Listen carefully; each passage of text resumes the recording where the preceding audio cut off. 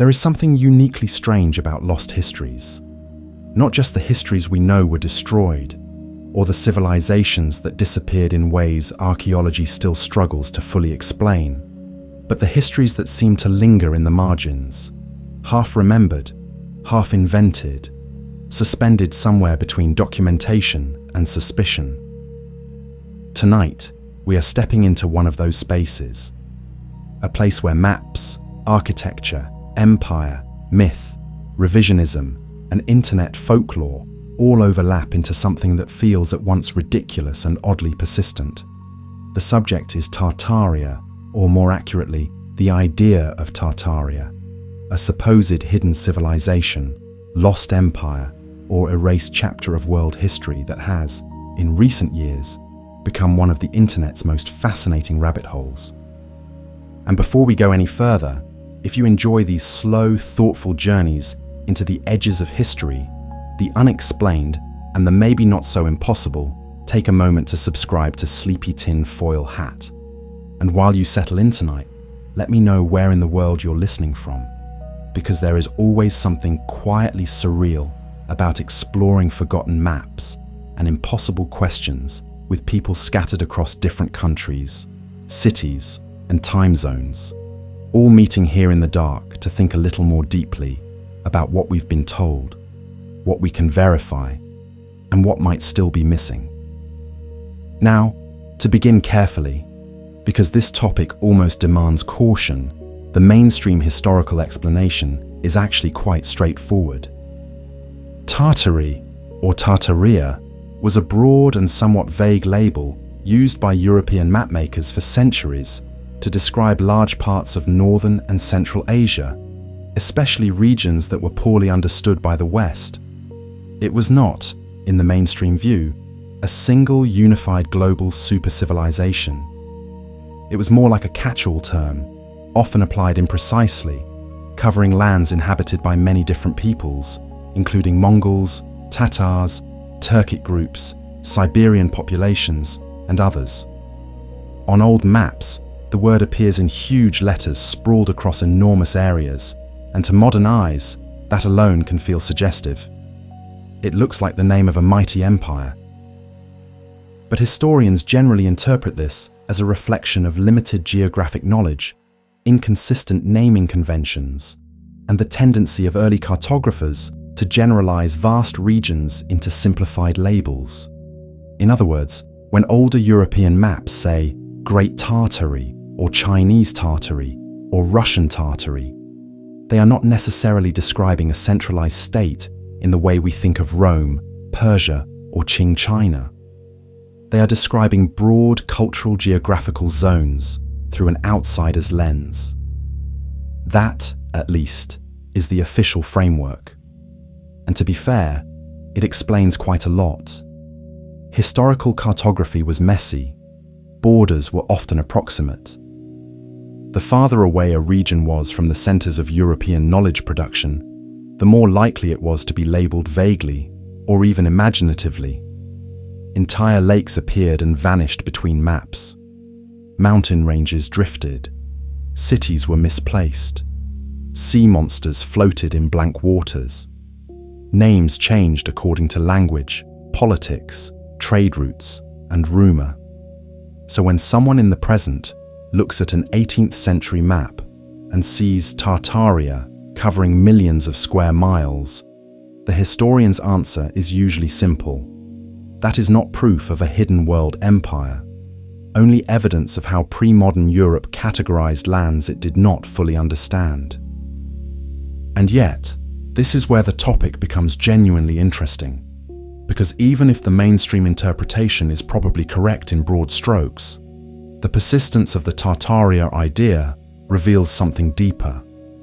It reveals how fragile our sense of history can be when confronted with anomalies, ambiguities, and visual evidence that feels out of place. Because the Tartaria theory, as it circulates today, is not based on one clean claim. It is more like a collage of suspicions. Old maps are part of it, yes, but only one part. The larger theory often includes monumental architecture that appears too advanced, too ornate, or too abundant for the official timelines attached to it. It includes star forts whose geometric sophistication inspires both military explanations and more exotic ones. It includes accounts of great world fairs, where enormous temporary buildings were allegedly constructed with astonishing speed, only to be demolished soon after. It includes stories about orphan trains, mud floods, sealed windows in old buildings, buried lower floors, inexplicable domes, strange antennas, and the unsettling sense that entire layers of 19th century urban life feel both overbuilt and underexplained. Taken individually, most of these have conventional explanations. But taken together, they create a mood. And sometimes a mood is all it takes to generate a mythology powerful enough to compete with established history. What makes Tartaria compelling is not that it offers strong evidence in the academic sense. It usually does not. What makes it compelling is that it speaks directly to a certain modern unease. The suspicion that we are inheritors of a world we only partly understand. A world filled with ruins, institutions, and narratives that have been smoothed over, simplified, or edited for convenience. That suspicion is not entirely irrational. History really is incomplete. Archives really are selective. Victors really do frame narratives. Entire cultures really have been absorbed, renamed or erased by later powers. Languages disappear. Monuments are repurposed. National stories are polished into cleaner versions of themselves. So when people ask whether Tartaria was a real civilization whose traces were buried beneath official history, the academic answer is usually no. But the emotional energy behind the question comes from something more universal and more reasonable. The recognition that history is not just a record of facts, but also a process of selection, omission, and interpretation. And this is where we should pause and separate two very different possibilities. The first is literalism, the belief that there existed a technologically advanced global empire called Tartaria, deliberately erased from textbooks, whose infrastructure survives in cathedrals, capitol buildings, rail stations, domes, and city plans across the world. This version is dramatic, sweeping, and extremely difficult to support with rigorous evidence. It tends to collapse different centuries, regions, and architectural traditions into one grand narrative, often without the documentary continuity such a claim would require. The second possibility is more subtle and perhaps more intellectually productive. What if Tartaria functions less as the name of a single lost empire and more as a signal of historical compression, a clue that parts of Eurasian and global history were flattened, misunderstood, or inadequately taught? What if the real mystery is not a hidden super-civilization, but the way old maps, imperial transitions, and architectural inheritance create the impression of missing chapters? What if the theory persists because it is pointing, in distorted form, toward real blind spots? Consider for a moment how difficult it is for any modern person to intuitively grasp the scale of the Eurasian landmass before modern borders, modern nationalism, and modern historiography fixed everything into recognizable categories. Vast confederations rose and fragmented across the steppe. Trade routes connected China, Persia, Russia, Central Asia, India, and Eastern Europe in dense and shifting ways. Ethnic labels imposed by outsiders rarely matched how people identified themselves. Khanates, tribes, empires, linguistic zones, and spheres of tribute overlapped in ways that resist clean explanation.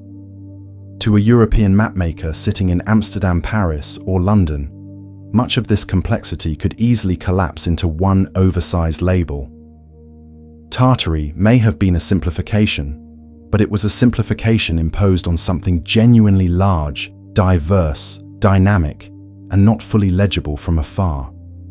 So when modern alternative historians point to the old maps and say, "Look, this was bigger than we were told," they are wrong in one sense, but perhaps accidentally right in another. The regions described under that label really were vast, and the histories inside them are often underrepresented in mainstream Western narratives. The architecture question complicates things further. Many Tartaria discussions hinge not on maps, but on buildings. Massive stone structures from the 18th and 19th centuries seem, to some viewers, suspiciously grand compared to the population sizes, logistics, or technologies they imagine were available at the time. The speculative leap is obvious. Maybe these buildings were not built by the civilizations credited with them, but inherited from an earlier one. Mainstream architectural history rejects that view and points instead to industrializing societies, imperial wealth, skilled labor systems, quarrying, brickmaking, rail transport, pattern books, formal academies, and the long European tradition of reviving classical forms. Again, that explanation is substantial. There is documentation for many of these buildings. There are plans, contracts, photographs, and construction records. But the Tartaria interpretation thrives in the emotional gap between what is documented and what feels believable to a modern observer, whose intuition about historical capability may be shaped more by stereotypes than by actual material history. People underestimate what coordinated labor, abundant raw materials, colonial wealth, and slower but highly disciplined craft traditions could achieve. And yet they also sense, sometimes correctly, that our own era is not necessarily as architecturally ambitious, durable, or ornamentally skilled as the eras immediately before it. That contrast can make the past feel alien, almost too competent, as if it belonged to a civilization more advanced in certain ways than the one that replaced it. Then there is the internet itself, which is essential to understanding Tartaria as a phenomenon. In another century, this theory might have remained a footnote among amateur antiquarians. But in the digital age, patterns can be assembled with unprecedented speed. An old map from a library archive appears beside a photograph of a buried first floor in Chicago, beside an aerial image of a star fort in Europe, beside a demolished exposition building from 1893, beside a claim about atmospheric energy, beside a census anomaly, beside a sepia image of children on an orphan train. The result is less an argument than an atmosphere of cumulative unease. The internet is very good at creating this effect. It allows unrelated evidence to be placed side by side until the emotional logic becomes stronger than the chronological one. And once a person begins to feel that something is off, every new image reinforces the impression. This does not make the theory true, of course, but it does explain why it can feel persuasive even when its individual claims are weak. Humans are pattern-seeking creatures. We are especially vulnerable to patterns that imply concealment, because concealed truths feel more valuable than ordinary ones. Still, it would be too easy to dismiss everything here as mere conspiracy thinking. Better, I think, to ask what cultural work the Tartaria idea is doing. Why this theory and why now? Why does a vaguely named region from old maps transform, in the 21st century, into a symbol of suppressed history? One answer may be that people are increasingly aware that institutions do curate reality. Governments shape narratives. Platforms shape visibility. Search engines rank memory. School systems simplify vast complexities into digestible national stories. Once people realize that this kind of filtering happens in the present, it becomes easier for them to imagine that the past was filtered even more aggressively. And sometimes they are not entirely wrong. The danger comes when reasonable skepticism turns into total narrative inversion, where every official explanation is assumed false and every anomaly becomes evidence of cover-up. That is not critical thinking. But neither is blind acceptance. The more disciplined path lies in staying with the tension, acknowledging that the old term Tartaria had real historical usage, that its mainstream meaning is probably more mundane than the myth suggests, but also that the hunger behind the myth may be pointing us toward neglected complexities in how empires, maps, and memory are constructed. So tonight, as we begin this long journey into Tartaria and its secrets, that is the mindset we should carry forward. Not certainty, not credulity, not mockery, just a slower, more deliberate form of curiosity. We are not here to force the evidence into a predetermined shape. We are here to examine why this idea has taken hold, what the historical record really says, where the record becomes blurry, and why certain patterns continue to disturb people even after conventional explanations are provided. Because sometimes the most revealing thing about a mystery is not whether the boldest version of it is true, but what it exposes about the limits of our maps, our textbooks, our architecture, and our confidence that the story we inherited is the complete one. And in the case of Tartaria, even if the grand hidden empire never existed in the form the internet imagines, the shadows around the subject may still tell us something worth hearing. If we continue carefully from where we left off, the next logical place to look is not the theory itself, but the evidence that seems to give it weight in the minds of those who explore it. Because if Tartaria were simply a strange word on a few antique maps, it likely wouldn't have evolved into the layered, persistent idea it has become. What transforms it from a historical curiosity into something more compelling is the repeated encounter with visual artifacts that feel, at first glance, difficult to reconcile with the timelines we're familiar with. And among these artifacts, perhaps none are more central than the maps themselves. When you look at old maps from the 16th, 17th, and 18th centuries, there is something immediately striking about the way Tartary is presented. The word appears not as a minor label tucked into a corner, but often as a dominant geographic feature, stretching across immense portions of Asia. Great Tartary, Independent Tartary, Chinese Tartary, Russian Tartary. The variations alone suggest that this wasn't a single unified entity, at least not in the strict political sense. But still, the sheer scale of the labeling invites a deeper question. Why did European cartographers consistently use this term across such a wide area for so long? Was it simply ignorance, or was it shorthand for something more structured that didn't fit neatly into European categories? The mainstream answer, again, is grounded in context. European knowledge of Inner Asia was limited, filtered through travelers' accounts, fragmented trade reports, and second-hand narratives. Regions beyond direct colonial or diplomatic contact were often grouped together under generalized terms. In the same way that medieval maps labeled vast unknown regions as India or Scythia, Tartary functioned as a conceptual placeholder. It didn't mean there was a single empire there. It meant, more simply, this is the land of the Tatars and related peoples, broadly defined. And importantly, the word Tatar itself was applied inconsistently, sometimes referring to Mongols, sometimes to Turkic groups, sometimes to anyone from the Eurasian steppe who didn't fit into more specific classifications. But even within that explanation, something subtle begins to emerge. The persistence of the term across centuries suggests that it wasn't entirely arbitrary. It endured because it had some grounding in real, observable patterns.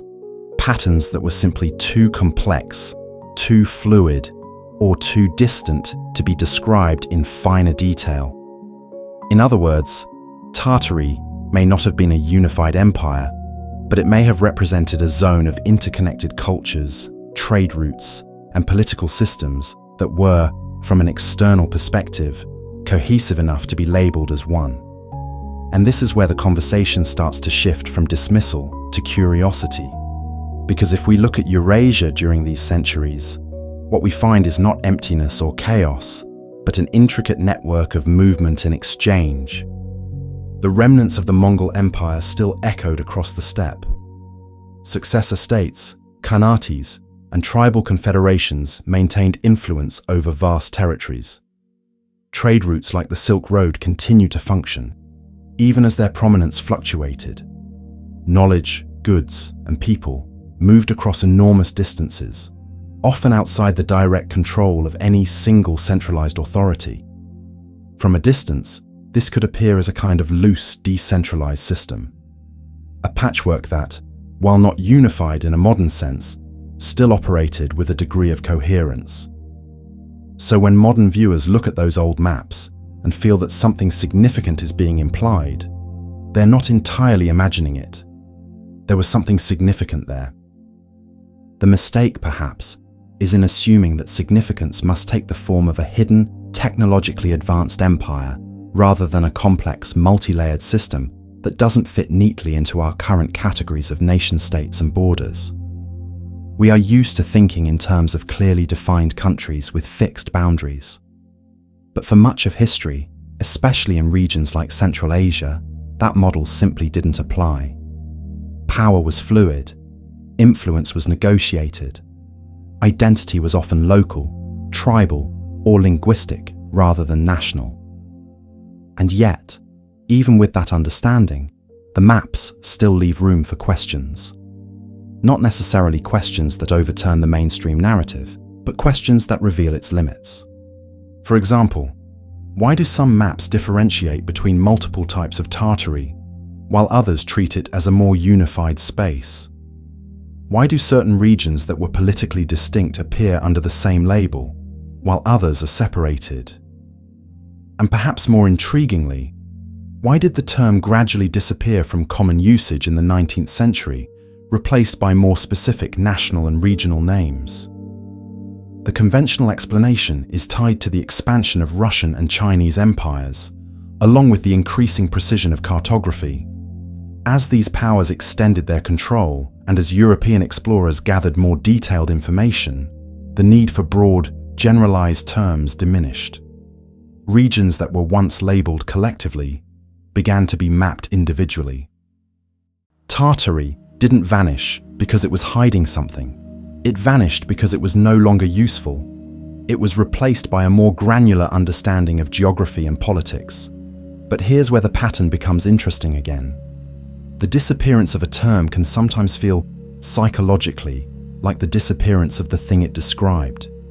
Even if that's not logically accurate, it creates a sense of loss, of something being overwritten. And when you combine that with the visual impact of those earlier maps, where Tartary appears so prominently, it can give the impression that a major entity has been quietly removed from the story. Now, let's layer in another element that often appears alongside these maps in Tartaria discussions: the architecture of the 18th and 19th centuries. Because for many people, it's not just the maps that raise questions, it's the buildings. Massive stone structures, intricate facades, domes, columns, and layouts that seem, at least on the surface, disproportionate to the technologies and populations typically associated with the time. The mainstream explanation here is again well documented. The Industrial Revolution, combined with imperial wealth and global resource extraction, created conditions where large-scale construction was not only possible, but common. Skilled labor forces, often organized through guilds or state projects, were capable of producing highly detailed work over long periods. Materials like stone, brick, and iron were widely available, and transportation networks, especially rail, allowed these materials to be moved efficiently. Architectural styles drew heavily on classical influences, which explains the recurrence of similar forms across different regions. But what complicates this picture is not the existence of these explanations, but the way the buildings themselves are experienced by modern observers. When you stand in front of a massive 19th century structure, it can feel excessive. Not just large, but meticulously detailed in ways that seem almost unnecessary by today's standards. And that contrast between past and present can create a subtle cognitive dissonance. If we, with all our modern technology, tend to build more functionally and less ornamentally, how did earlier societies produce such elaborate work at such scale? Of course, the answer lies partly in priorities. Past societies often invested heavily in monumental architecture as a display of power, stability, and cultural identity.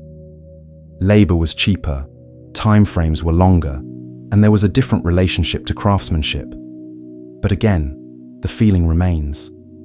And it's that feeling that theories like Tartaria tap into. Because when you combine the maps with the architecture, a narrative begins to form, not necessarily a true one, but a coherent one. A narrative that suggests a previous level of organization, capability, or knowledge that has been lost or obscured. And once that narrative takes hold, other elements begin to align with it. Photographs of world fairs, where entire cities of grand buildings appear to be constructed and then dismantled within a few years. Images of star forts with their precise geometric designs. Stories of buried floors and altered street levels. Each piece, on its own, can be explained, but together, they create a pattern that feels intentional. And this is where we need to slow down even further, because this is the point where pattern recognition can begin to outpace critical analysis. The human brain is exceptionally good at connecting dots, even when those dots come from different contexts, time periods, or sources. When we see repetition, similar architectural styles, recurring map labels, consistent visual motifs, we instinctively look for a unifying explanation. It's how we make sense of complexity, but it's also how we can be led into oversimplification. So instead of asking, was Tartaria a hidden global empire? It might be more useful to ask, what combination of historical realities could produce the impression that it was? What if the maps reflect a genuine but loosely defined region of interconnected cultures? What if the architecture reflects a period of intense industrial and imperial expansion, combined with a cultural emphasis on monumentality? What if the rapid construction of World Fair buildings reflects temporary but highly coordinated efforts, rather than inherited structures? And what if the sense of something being off comes not from a single hidden truth, but from the way these different elements intersect in ways we're not used to seeing? Because sometimes, the most intriguing mysteries are not the ones that point to a single answer, but the ones that reveal how many different answers can coexist, each explaining part of the picture, but none fully resolving it. Tartaria, as an idea, may be less about uncovering a lost civilization and more about confronting the edges of our understanding, where maps blur, where timelines compress, and where the past feels just unfamiliar enough to invite speculation. And as we move forward, we're going to begin narrowing in on some of these elements more closely. Not to prove or disprove the theory outright, but to examine the details with a bit more precision. Because the deeper we go, the more we may find that the real story is not hidden in a single revelation, but scattered across many small, easily overlooked inconsistencies. As we move deeper into this, it becomes useful to slow down even more and focus on one of the most visually striking and frequently cited pieces of the Tartaria puzzle: the architecture itself. Because while maps introduce the idea, buildings are what make people feel it. A map can be explained away as a labeling convention, a linguistic artifact of its time. But a building is physical, measurable, undeniably real. You can stand in front of it. You can walk through it. You can touch the stone, see the wear, observe the symmetry, the scale, the ornamentation. And for many people exploring this topic, it is precisely this physicality that creates the initial sense that something doesn't quite add up. If we begin, as always, with the mainstream understanding, the explanation is grounded in a combination of industrial capability, economic power, and cultural priorities that defined the 18th and 19th centuries. This was a period of rapid transformation, particularly in Europe and North America, where expanding empires, access to global resources, and advances in engineering allowed for construction on a scale that had previously been difficult to sustain.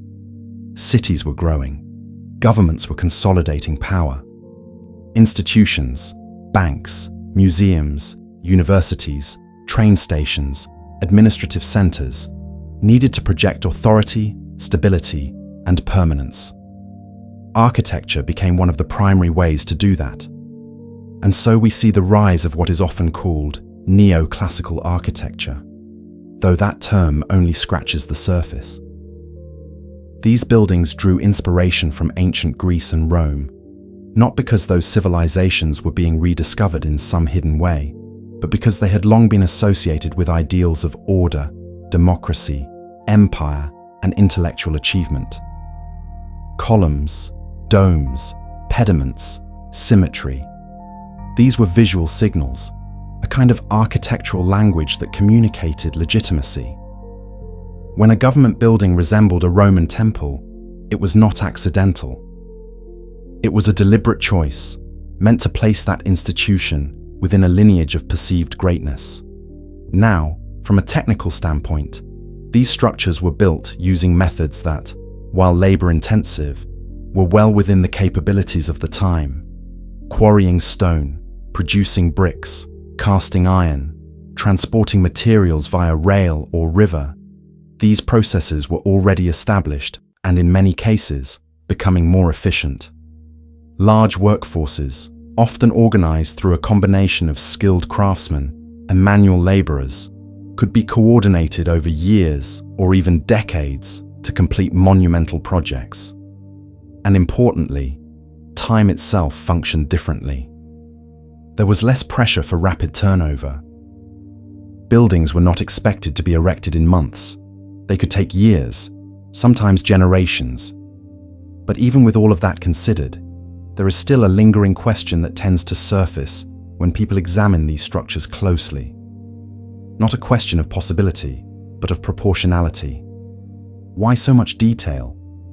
Why such an emphasis on ornamentation, on precision, on aesthetic complexity that seems, from a modern perspective, almost excessive? If the goal was simply to create functional spaces, many of these features could have been omitted. And yet they weren't. Entire facades are covered in intricate carvings. Interiors are filled with decorative elements that required immense time and skill to produce. Even relatively small buildings can display a level of craftsmanship that feels, to contemporary eyes, almost impractical. This is where the conversation begins to shift from engineering into psychology and culture. Because what feels excessive to us may have felt entirely appropriate or even necessary within the context of that era.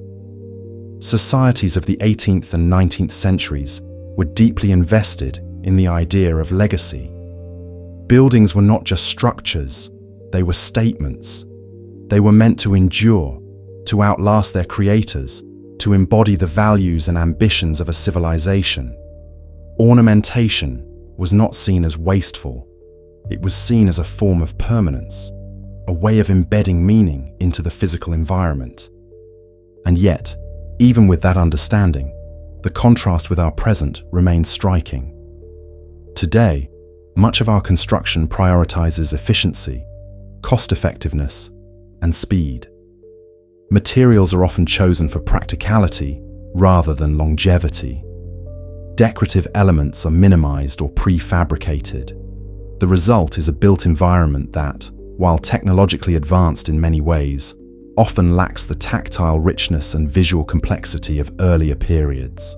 And when we compare these two approaches side by side, it can create the impression that something has been lost, not just in terms of style, but in terms of capability.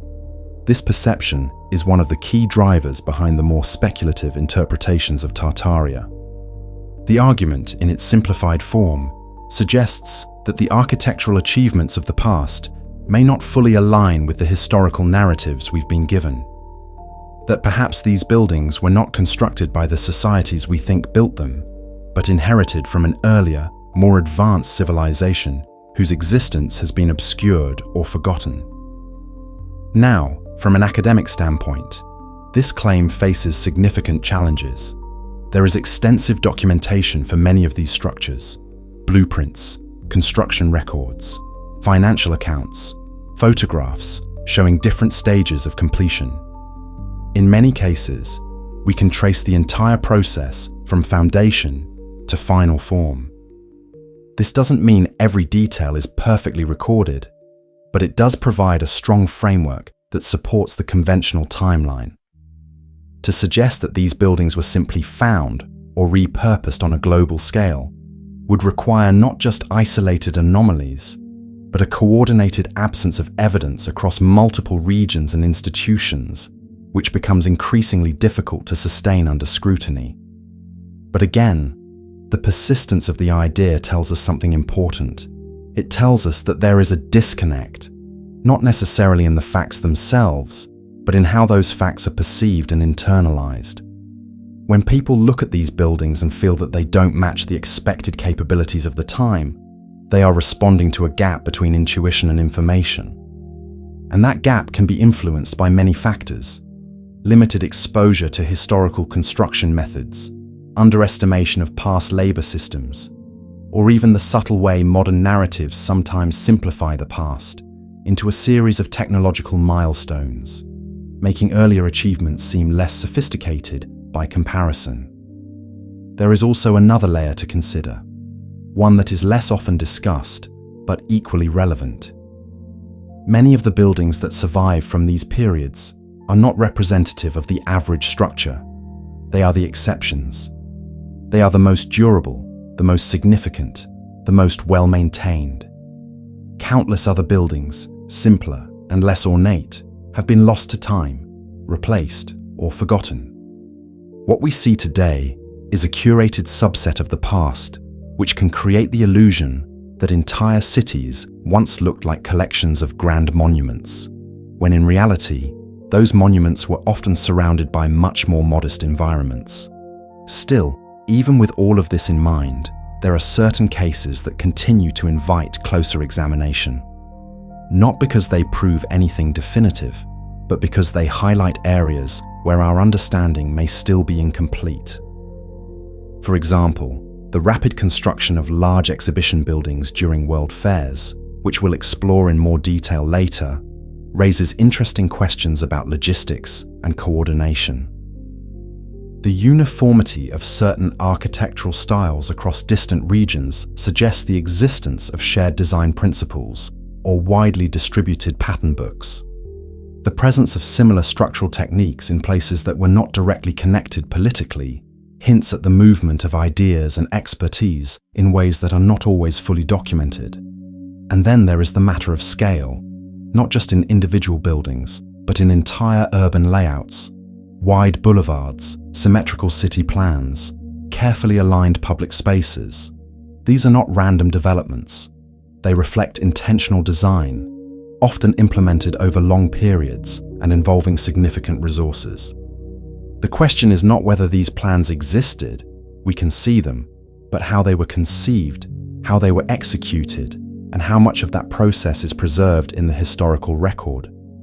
So once again, we find ourselves in a familiar position.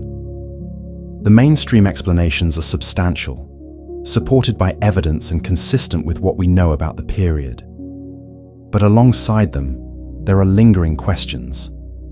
Not necessarily contradictions, but areas where the story feels incomplete, or where the scale and sophistication of what was achieved invites a second look. And perhaps that is the most productive way to approach this. Not by assuming that there is a hidden civilization waiting to be uncovered, but by recognizing that our understanding of history is always, to some extent, a reconstruction. It is built from surviving records, interpreted through contemporary frameworks, and shaped by the priorities of those who document it. There will always be gaps. There will always be moments where the evidence feels thinner than we would like, or where the conclusions rely on assumptions that could be revisited. Tartaria, as a concept, may not point us to a lost empire in the literal sense, but it does point us toward a deeper awareness of how easily perception can shift when we encounter something that doesn't immediately fit our expectations. And in that sense, the buildings themselves become more than just structures. They become questions. quiet, enduring questions, carved into stone, waiting for us to look a little closer, to think a little longer, and to remain open to the possibility that even well-established narratives can benefit from being examined again, slowly and carefully. If we continue along this path, gradually narrowing our focus, one of the most frequently discussed and visually compelling elements tied into the broader Tartaria conversation begins to come into view: the world fairs of the late 19th and early 20th centuries. Because if the architecture we just explored raises quiet questions about capability and intent, the world fairs amplify those questions in a way that feels almost impossible to ignore at first glance. Entire cities, vast, ornate, symmetrical, filled with domes, arches, colonnades, sculptures, waterways, and grand halls, appearing in what seems like a remarkably short period of time, only to be dismantled or destroyed not long after. The mainstream explanation for these world fairs is, on the surface, both straightforward and well documented. These were large-scale international exhibitions designed to showcase industrial progress, cultural achievements, technological innovation, and national prestige. Events like the 1893 Chicago World's Fair, the 1900 Paris Exposition, and others were massive undertakings, often planned years in advance and supported by significant funding, both public and private. Architects, engineers, artists, and laborers worked together to create temporary structures that, while visually impressive, were not always intended to last.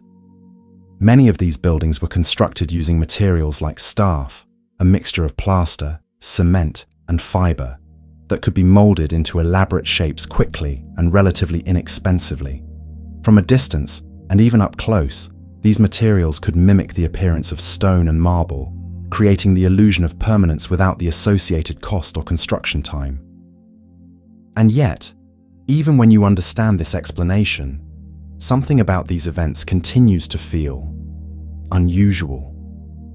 Not necessarily in a way that disproves the mainstream account, but in a way that invites a deeper look. Because when you examine photographs of these fairs, what you see is not just a collection of temporary pavilions. You see entire urban environments that appear cohesive, meticulously planned, and architecturally consistent on a scale that rivals permanent cities. Wide boulevards, reflective pools, aligned facades, monumental entrances, everything arranged with a level of precision that suggests not just rapid construction, but highly coordinated design. The Chicago World's Fair, often referred to as the White City, is perhaps the most iconic example. Completed in just a few years, it covered hundreds of acres and featured buildings that, in photographs, look indistinguishable from permanent stone structures. Visitors at the time described it as almost otherworldly, a vision of what a modern city could be: clean, ordered, illuminated, harmonious. Electric lighting, still relatively new, added to the effect, casting a glow over the white facades that made the entire space feel futuristic, even dreamlike. Now, from a conventional standpoint, none of this is impossible. With sufficient funding, labor, and planning, large-scale temporary construction is achievable. We see it even today in different forms: Olympic venues, exhibition centers, large event infrastructures. But what makes the World Fairs stand out is not just their scale, but their aesthetic ambition. These were not purely functional spaces.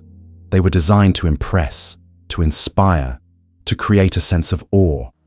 And in doing so, they often reached a level of detail and cohesion that feels, to modern observers, almost excessive for something intended to be temporary. This is where the speculative layer begins to emerge, not as a conclusion, but as a question. Why invest so much effort into structures that were not meant to last? Why build entire architectural environments with such precision, only to dismantle them within a relatively short time frame? The mainstream answer points to the purpose of the fairs themselves. They were spectacles, demonstrations of capability, meant to leave a lasting impression, even if the physical structures did not endure. They were, in a sense, performances on a grand scale. But for those exploring alternative interpretations, this explanation can feel incomplete. The argument shifts from how to why. If the goal was simply to showcase progress, could that not have been achieved with less elaborate means? And if these structures were truly temporary, why do some of them appear, in photographs and accounts, to possess a level of solidity and detail that suggests otherwise?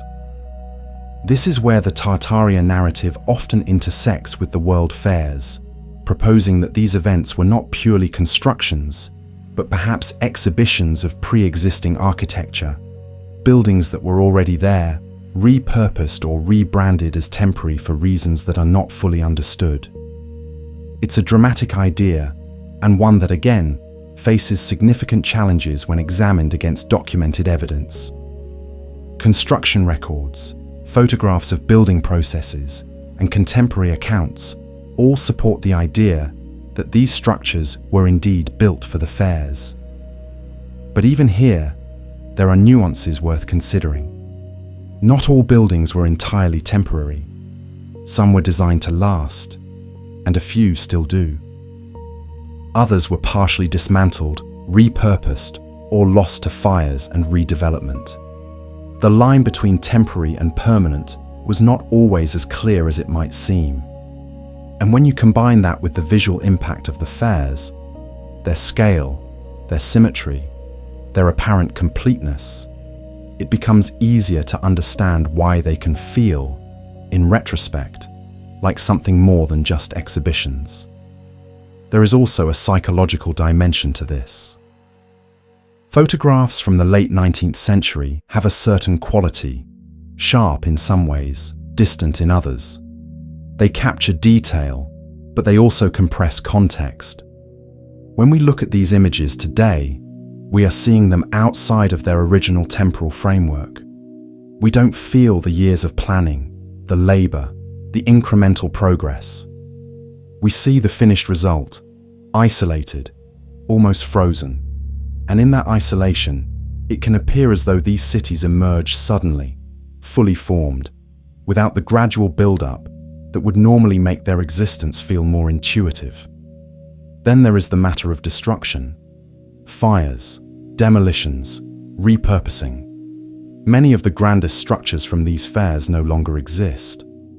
The White City itself was largely dismantled or destroyed within a few years.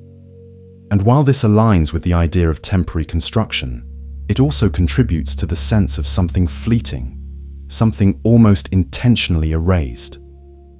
Again, not necessarily in a conspiratorial sense, but in a way that leaves behind just enough evidence to spark curiosity, while removing enough physical presence to prevent direct examination.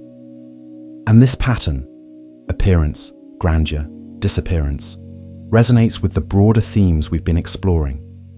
Maps that label vast regions, then shift or simplify over time. Buildings that seem more elaborate than expected. Cities that rise and fall, leaving behind fragments. Each element, on its own, can be explained within the framework of conventional history. But together, they create a narrative rhythm that feels incomplete. So rather than asking whether the world fairs were evidence of a hidden civilization, it may be more useful to ask what they reveal about the capabilities and priorities of the societies that built them. What does it mean that, for a brief period, entire cities could be constructed as temporary showcases? What does it say about resource allocation, labor organization, and cultural ambition? And perhaps more importantly, why does this level of achievement feel surprising to us now? Because that surprise might be the key. It suggests that our perception of the past is, in some ways, constrained, not by a lack of information, but by the frameworks through which we interpret that information. We tend to view history as a linear progression, where each era builds incrementally on the last. But reality is often more uneven. There are periods of rapid advancement, bursts of creativity, moments where capability seems to outpace expectation. And when we encounter those moments without fully understanding their context, they can appear anomalous, even mysterious. The world fairs, in this sense, may not be evidence of something hidden, but they are certainly evidence of something remarkable, something that challenges our assumptions about what was possible, how quickly it could be achieved, and why it was done. And in that challenge, they open the door to the kind of questioning that theories like Tartaria thrive on. So as we continue, the goal is not to accept or reject these interpretations outright, but to keep examining the details, to keep asking where the boundaries of explanation lie, and to remain aware of how easily perception can shift when those boundaries are tested.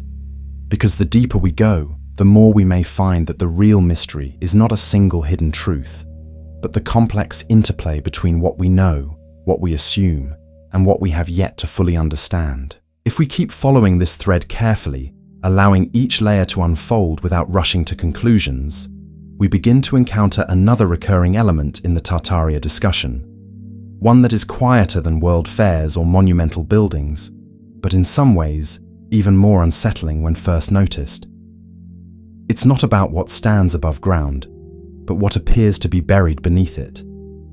Entire lower levels of buildings, windows that sit partially underground, doorways that open into what now looks like soil, streets that seem to have been raised over time, leaving earlier layers hidden just out of sight. At first glance, this might not seem particularly mysterious. Cities evolve, ground levels change, infrastructure is rebuilt, repaved, elevated. Flooding, sediment, construction debris.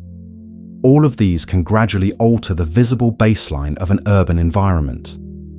And in fact, the mainstream explanation for these buried structures is well established and, in many cases, directly observable. Over decades and centuries, cities accumulate layers. Roads are resurfaced, foundations are reinforced, sewer systems are installed. Rubble from demolished buildings is used as fill. In some cases, entire districts are raised intentionally to improve drainage or sanitation. The result is a kind of vertical timeline where older portions of buildings end up partially or fully below the current street level. Chicago is often cited as a clear example. In the mid-19th century, large sections of the city were physically raised by several feet to address serious flooding and sewage problems. Buildings were lifted, sometimes while still occupied, and new foundations were constructed beneath them. What had once been ground-level entrances became basement-level features. Similar processes occurred in other cities, though not always as dramatically. In places like Seattle, entire underground passageways exist as remnants of earlier street levels, preserved beneath the modern city. So from a conventional perspective, the phenomenon of buried buildings is not only explainable, but expected. It is a natural consequence of urban development over long periods of time. And yet, as with the maps, as with the architecture, there is something about the visual evidence that continues to create a sense of unease for some observers.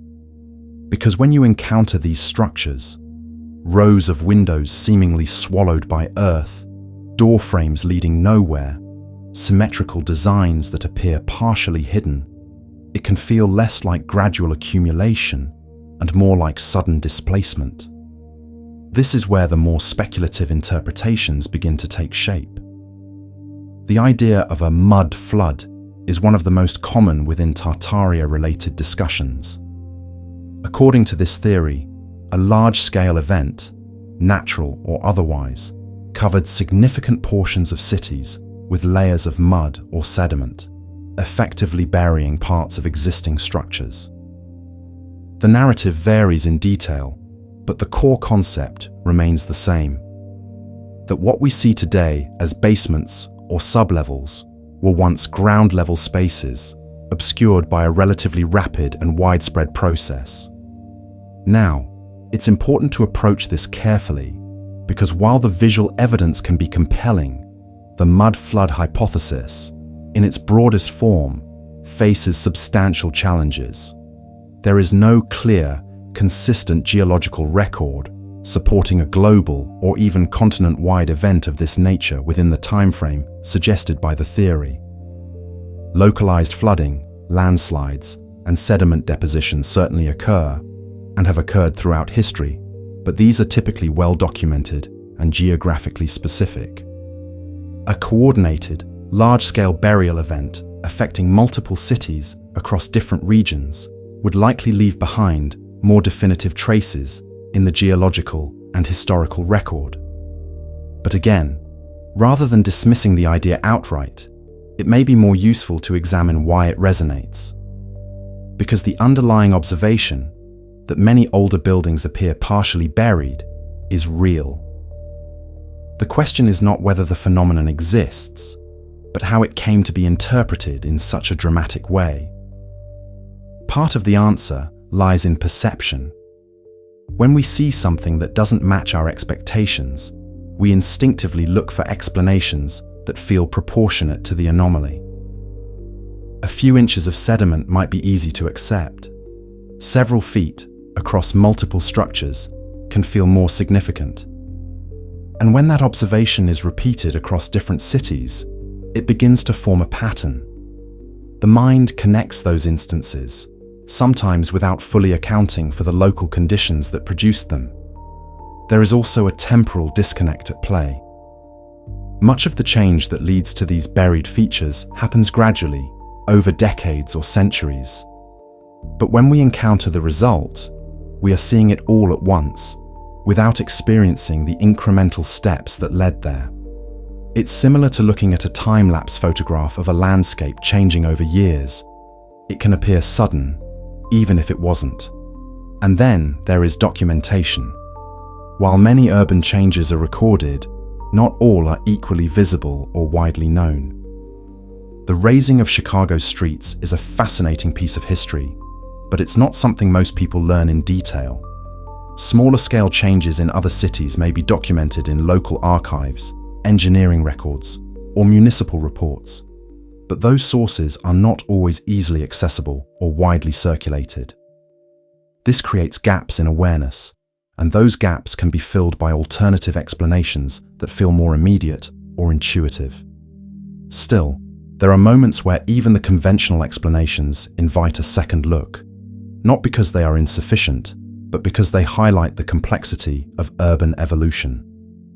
For example, in some cities, you can find buildings where the lower levels are not just slightly below grade, but significantly submerged, with architectural features that suggest they were designed to be fully visible. Large windows, decorative stonework, symmetrical layouts, all partially hidden. In these cases, the explanation often involves a combination of factors: street elevation, changes in grading, additions of new layers of infrastructure, and sometimes even deliberate modification of the building itself. But when you step back and consider the cumulative effect, it becomes clear why this aspect of the Tartaria narrative persists. It taps into a deeper question about continuity. How much of what we see today is built directly upon the past, and how much has been altered, covered, or repurposed in ways that are not immediately obvious? Cities are not static. They are living systems, constantly reshaped by human activity, environmental conditions, and technological change. And in that process, layers are inevitably created, some visible, others hidden. There is also an interesting parallel here with archaeology. When archaeologists excavate ancient sites, they often uncover multiple layers of habitation, each representing a different period of occupation. Entire cities can be built upon the ruins of earlier ones, sometimes repeatedly. What we consider ground level is, in many cases, just the most recent layer. Beneath it, there may be centuries or even millennia of accumulated history. In modern cities, we rarely think of ourselves as living in an archaeological layer, but in a sense, we are. The difference is that the process is ongoing, and the layers are not yet fully separated by time.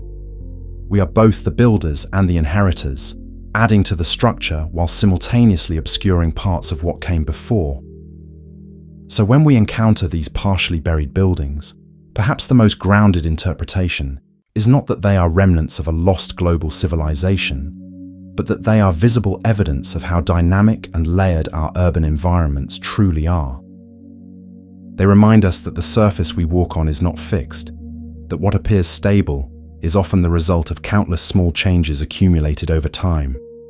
And yet, even with that understanding, the visual impact remains.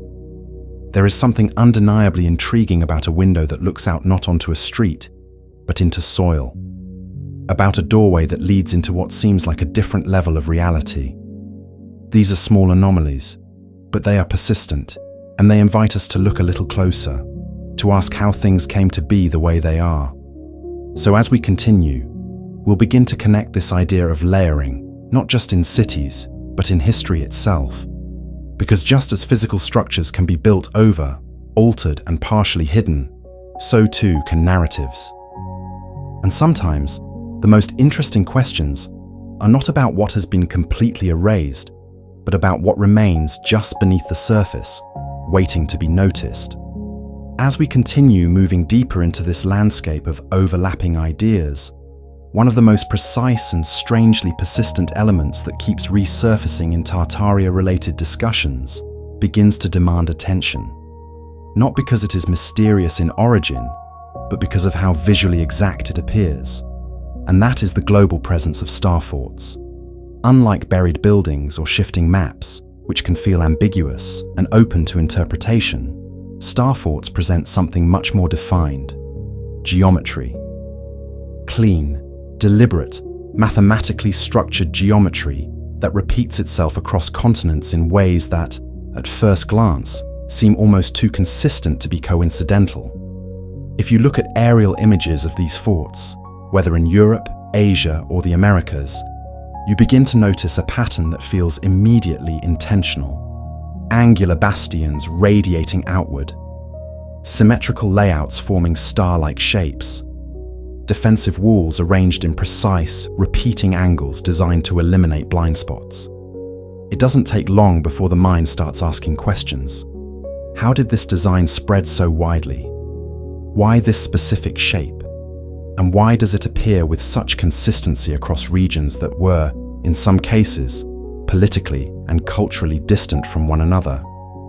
The mainstream explanation for star forts is actually one of the clearest and most well-documented pieces of this entire puzzle. These structures are a direct response to the evolution of warfare, particularly the introduction and increasing effectiveness of gunpowder artillery. Traditional medieval castles, with their tall vertical walls, were highly vulnerable to cannon fire. A single well-placed shot could compromise a large section of wall, making them increasingly impractical as defensive structures. In response, military engineers began developing new fortification designs that emphasized lower, thicker walls and angular projections. The star shape was not aesthetic, it was functional. Each point, or bastion, allowed defenders to cover adjacent walls with overlapping fields of fire, eliminating blind spots where attackers could approach undetected. The geometry ensured that every angle was defensible, every approach visible. This design became known as the Trace Italienne, originating in Renaissance Italy before spreading throughout Europe and beyond. And importantly, this spread was not mysterious. It followed the movement of military knowledge, engineering expertise, and imperial expansion. As European powers colonized and influenced other parts of the world, they brought these fortification techniques with them. Manuals were written, engineers were trained, designs were replicated and adapted to local conditions. In this sense, the global presence of star forts is not evidence of a hidden civilization, but of a shared military evolution driven by very practical needs. But even within this clear framework, there are aspects that continue to capture attention. Because while the functional explanation accounts for the shape and purpose, it doesn't entirely explain the emotional reaction people have when they see these structures from above. There is something about the precision, The near-perfect symmetry, the way the lines intersect and radiate, that feels almost abstract, as if the design exists not just as a fortification, but as a kind of pattern imposed onto the landscape. And this is where perception begins to shift again. When viewed from the ground, a star fort can feel like a series of walls and embankments, not particularly unusual. But from the air, or from satellite imagery, it reveals its full form, and that form can feel deliberate in a different way. Not just engineered, but almost encoded. And this is where more speculative interpretations begin to emerge.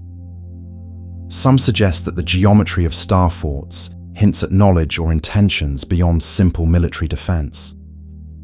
That perhaps these designs served additional purposes, energetic, symbolic, or even technological, that are not captured in conventional historical accounts. Others point to the sheer number of these structures and their distribution as evidence of a coordinated system that predates the societies credited with building them.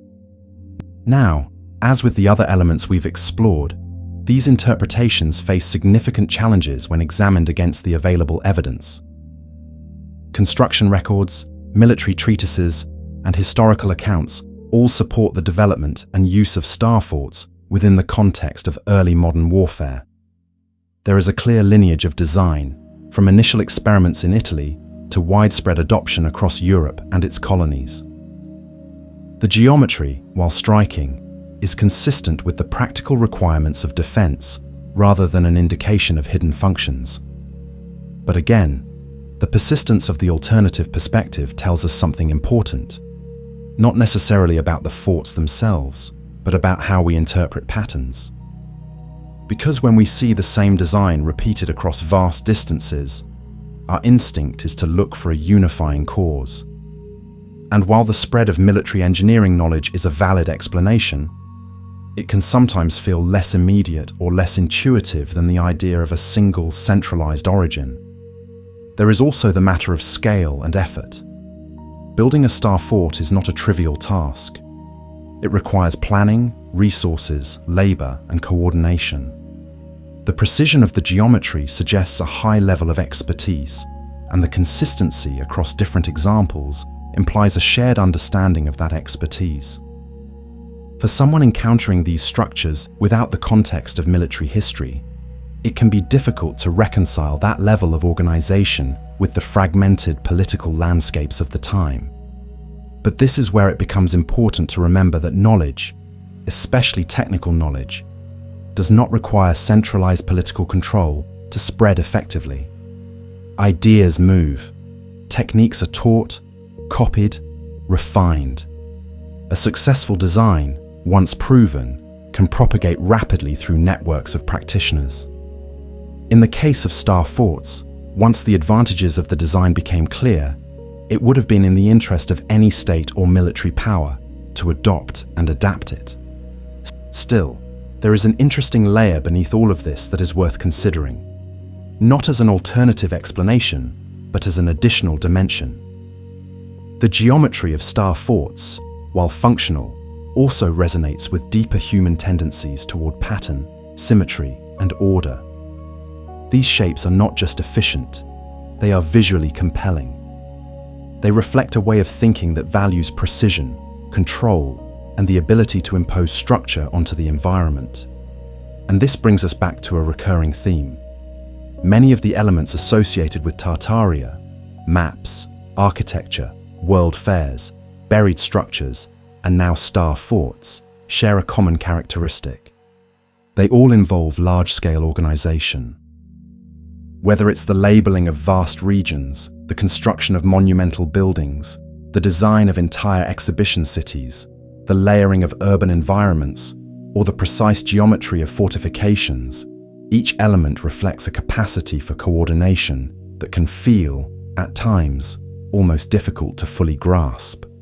The question then is not whether this coordination existed, it clearly did, but how we contextualize it. Do we see it as the result of known historical processes, industrialization, imperial expansion, the spread of knowledge? Or do we interpret it as evidence of something more unified, more hidden, more deliberately obscured. And perhaps the most grounded answer lies somewhere in between. Not in the sense of a hidden global empire, but in the recognition that historical systems were often more interconnected and more capable than we tend to assume. That the past, especially in the centuries leading up to the modern era, was not a collection of isolated, underdeveloped regions, but a complex web of exchange, innovation, and adaptation.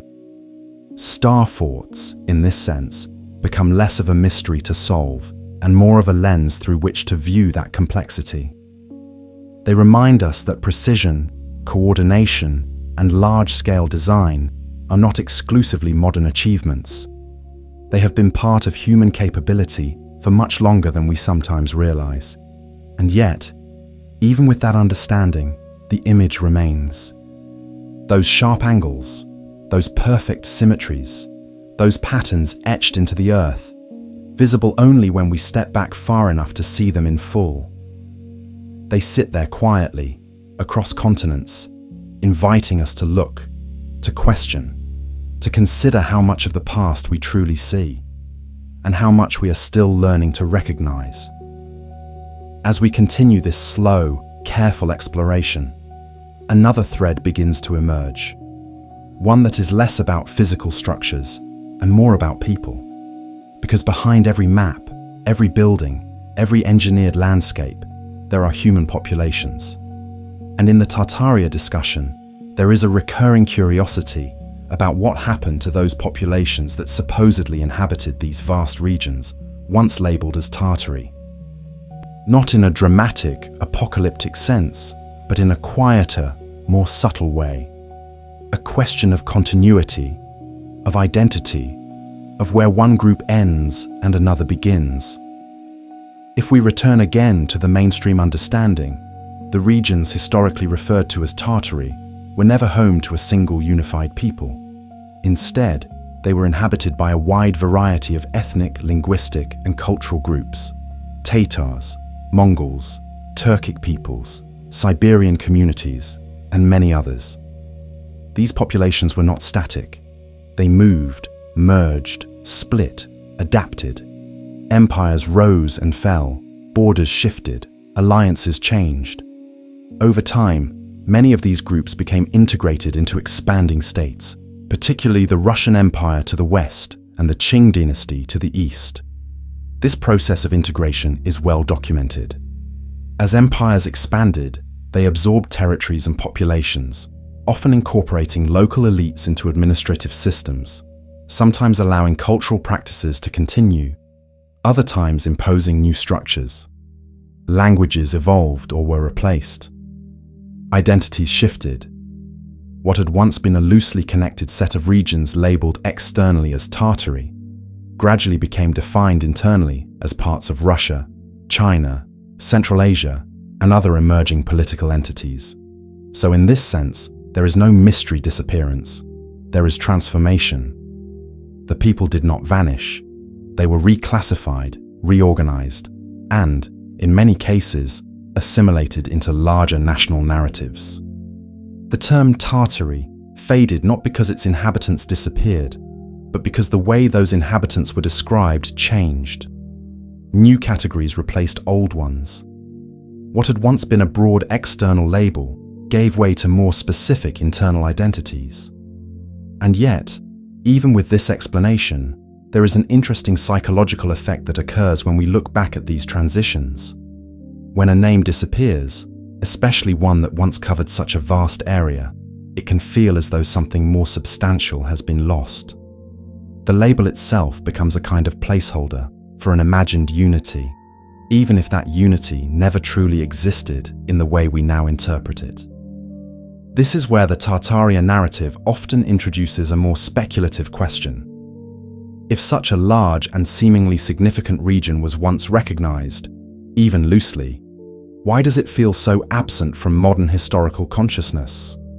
Why is Tartary not a commonly discussed concept in the way that other historical regions or empires are? Part of the answer lies in how history is taught and organized. Modern education tends to focus on nation-states, clear timelines, and well-defined empires. Regions that don't fit neatly into those categories often receive less attention, not because they are unimportant, but because they are more difficult to summarize. The story of a centralized empire with a clear lineage is easier to tell than the story of a vast, fluid network of cultures and territories that resist simple classification. There is also the matter of perspective. Much of what we consider mainstream history has been shaped by the regions that produced the most widely distributed records, primarily Europe, and later, Western-influenced academic institutions. This doesn't mean the history is incorrect, but it does mean that certain areas, particularly those that were historically less centralized or less documented in written form, may be underrepresented or simplified. And this brings us to an important distinction. Underrepresentation is not the same as erasure, but from a distance, it can feel similar. When a region or group is not prominently featured in the narratives we learn, it can create the impression that something has been overlooked or intentionally minimized. And that impression can become fertile ground for alternative interpretations. Within the Tartaria framework, this often takes the form of a more direct question. Were these populations simply absorbed into other identities? Or is there something about their history that has not been fully preserved? Again, the mainstream answer leans strongly toward the former. There is extensive evidence of cultural continuity, linguistic evolution, and historical records that trace the development of these regions into their modern forms. But even here, there are nuances worth considering. Cultural transitions are rarely clean. When one system replaces another, whether political, linguistic, or social, there are always elements that persist beneath the surface. Traditions, architectural styles, place names, folklore, and even subtle patterns of behavior can carry traces of earlier identities long after official classifications have changed. In some parts of Central Asia and Siberia, for example, you can still find echoes of older cultural frameworks that don't align perfectly with modern national narratives. Languages contain layers of influence. Oral histories preserve fragments of events that may not appear in written records. Even genetic studies reveal complex patterns of migration and interconnection that challenge simplified models of population history. None of this points to a hidden global empire, but it does suggest that the story of these regions is more intricate than it is often presented. And perhaps that complexity is part of what the Tartaria idea is, in its own way, reacting to. Not the absence of history, but the compression of it.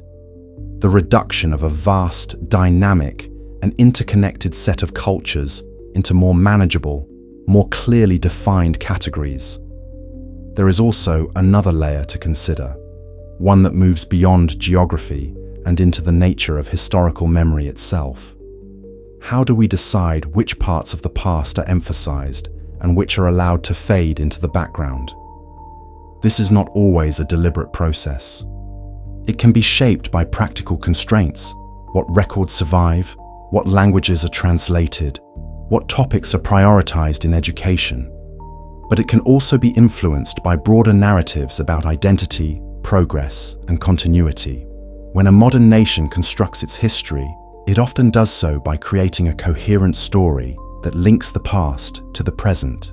This can involve highlighting certain events, figures, and regions while downplaying others that don't fit as neatly into that narrative. Over time, this creates a kind of selective visibility, where some aspects of history are widely recognized and others remain more obscure. So when people encounter the term Tartary on an old map and then struggle to find it in modern discussions, it can feel like a gap. And that gap invites interpretation. Is it simply a change in terminology, or does it reflect a deeper shift in how history is organized and remembered? The most grounded answer is likely a combination of both. The term itself became obsolete as knowledge became more precise and political boundaries became more defined. But the regions it referred to did not disappear. They evolved, fragmented, integrated, and redefined themselves within new frameworks. And yet, the question lingers, not as a claim, but as a quiet point of curiosity. How many other broad concepts from the past have been replaced by more specific ones, leaving behind only faint traces in maps and texts? How often does increased precision come at the cost of losing sight of larger, more diffuse patterns? Because sometimes, when we zoom in to understand details, we lose the ability to see the broader shape. And sometimes, when we look back at those older, less precise representations, they remind us that there was once a different way of seeing the world. One that grouped vast regions together, not because they were identical, but because they were connected in ways that were difficult to fully articulate.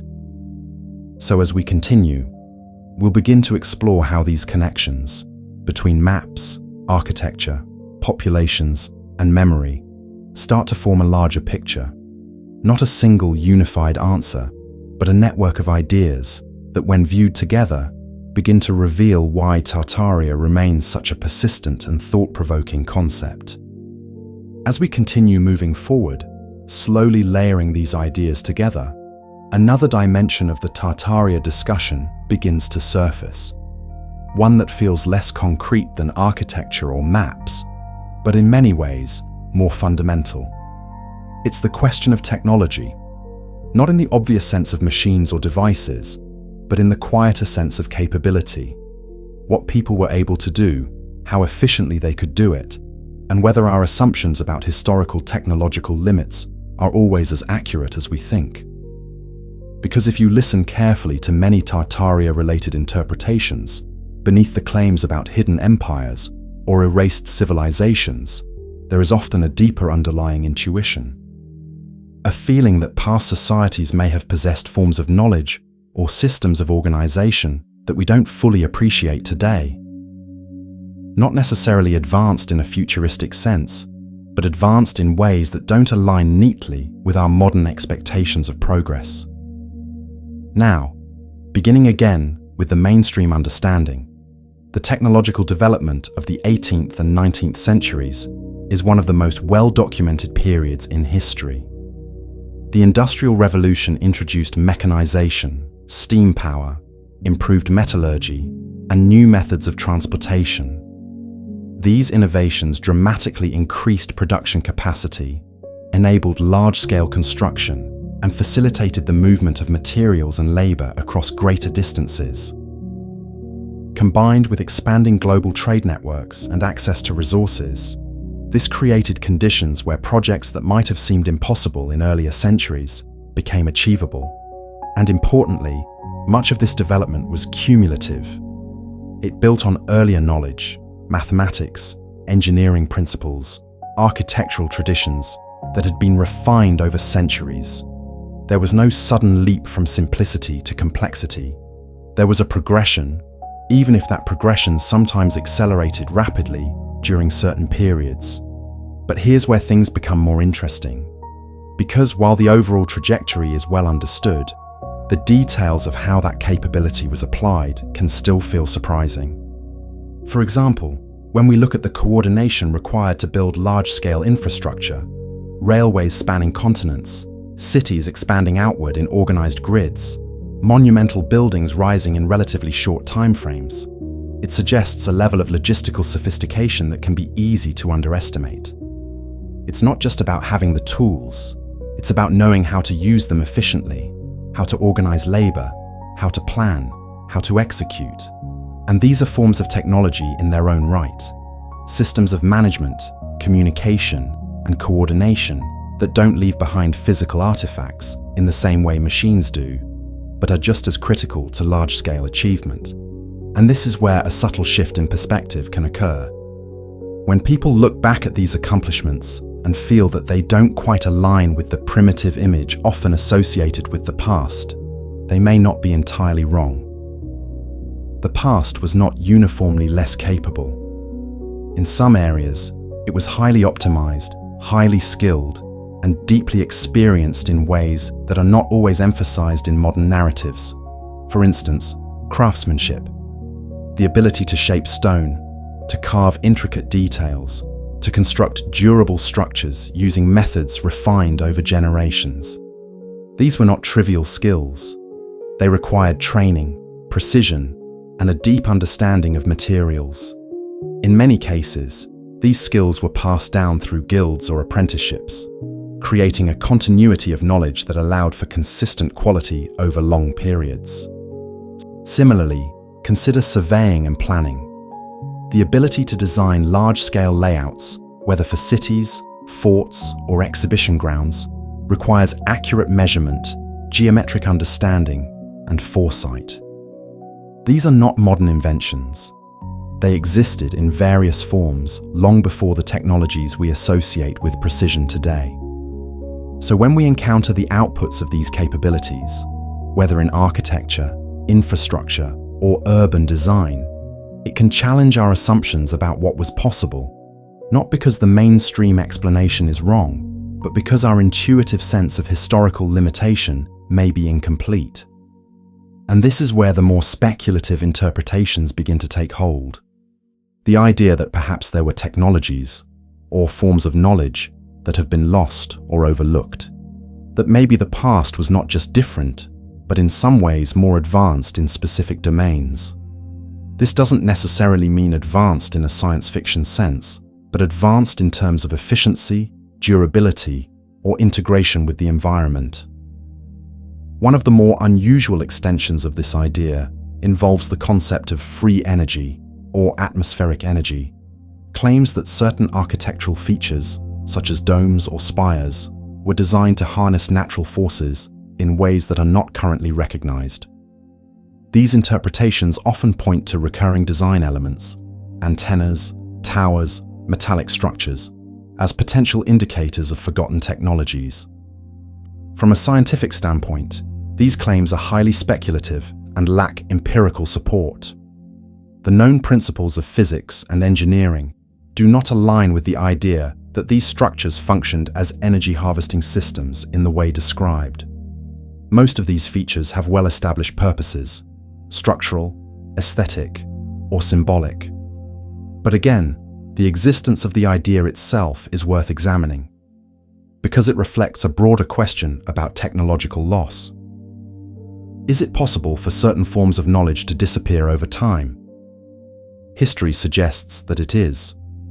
There are examples of techniques, materials, and methods that were once known and later forgotten or replaced. Roman concrete, for instance, has properties that modern researchers are still studying.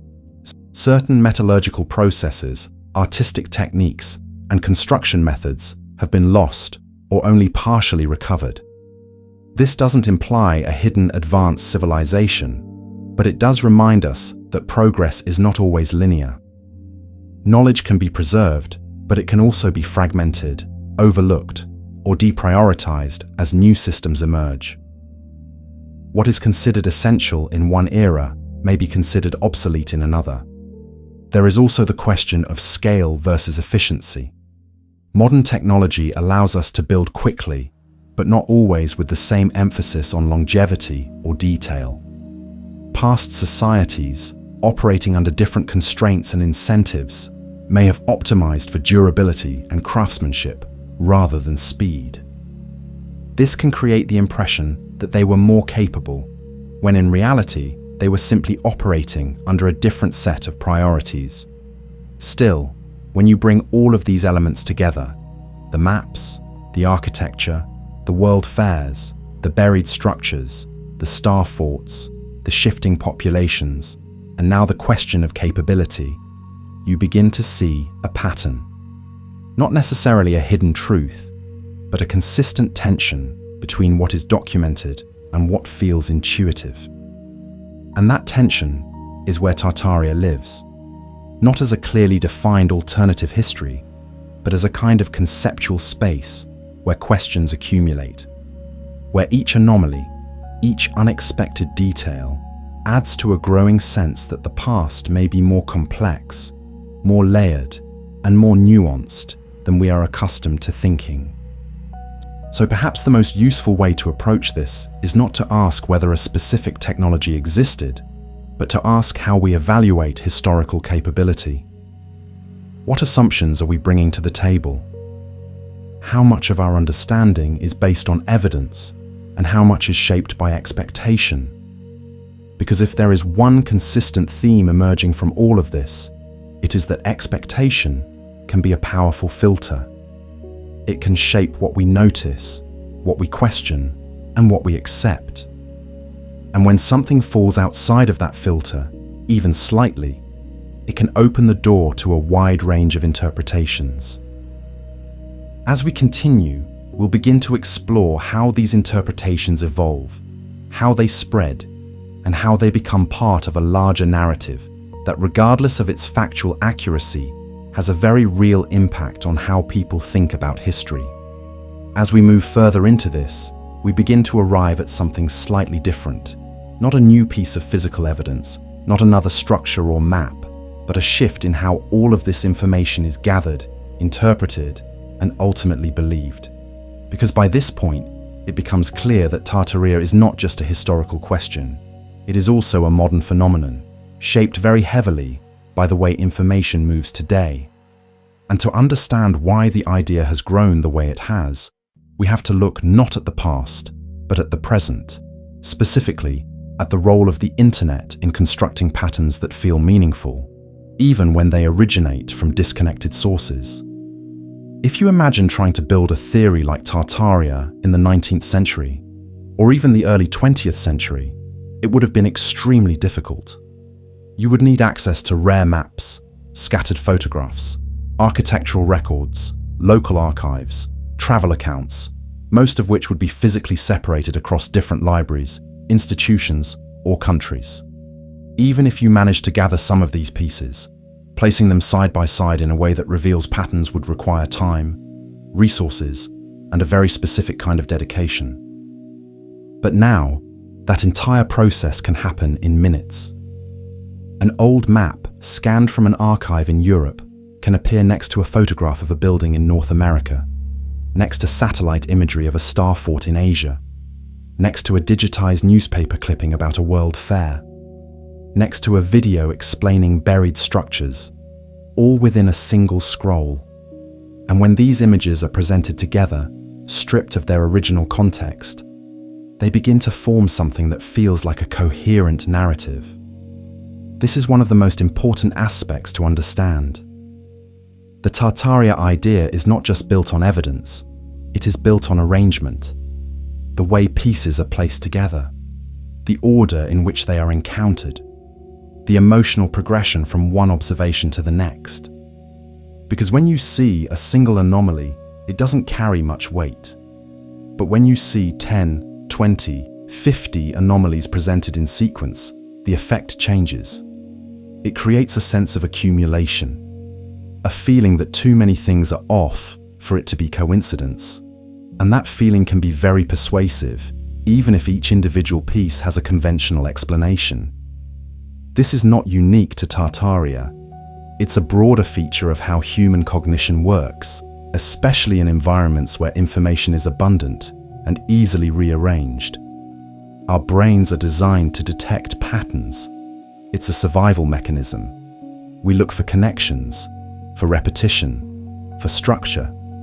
And once we begin to see a pattern, it becomes increasingly difficult to unsee it. But here's where things become more subtle.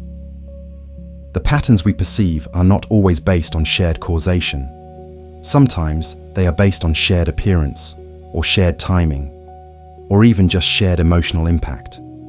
And when those similarities are emphasized through editing, narration, or visual juxtaposition, they can begin to feel like evidence of a deeper connection, even when none exists.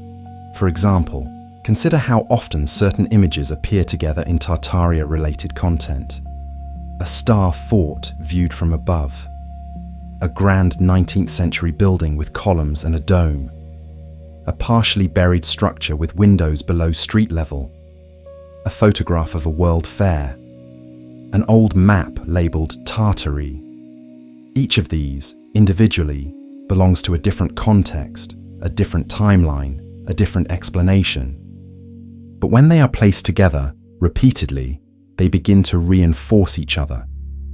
The viewer starts to think, these can't all be unrelated, and that's where the shift happens, from observation to interpretation.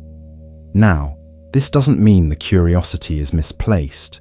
It means the framework for interpreting that curiosity is being shaped in a particular way, one that prioritizes connection over separation, narrative over context.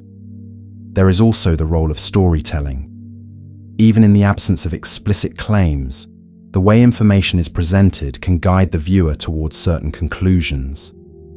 A calm voice, a sequence of images, a gradual build-up of questions. This creates an atmosphere where the mind naturally begins to fill in the gaps. And once those gaps are filled, the theory begins to feel internally consistent, even if it hasn't been tested against external evidence.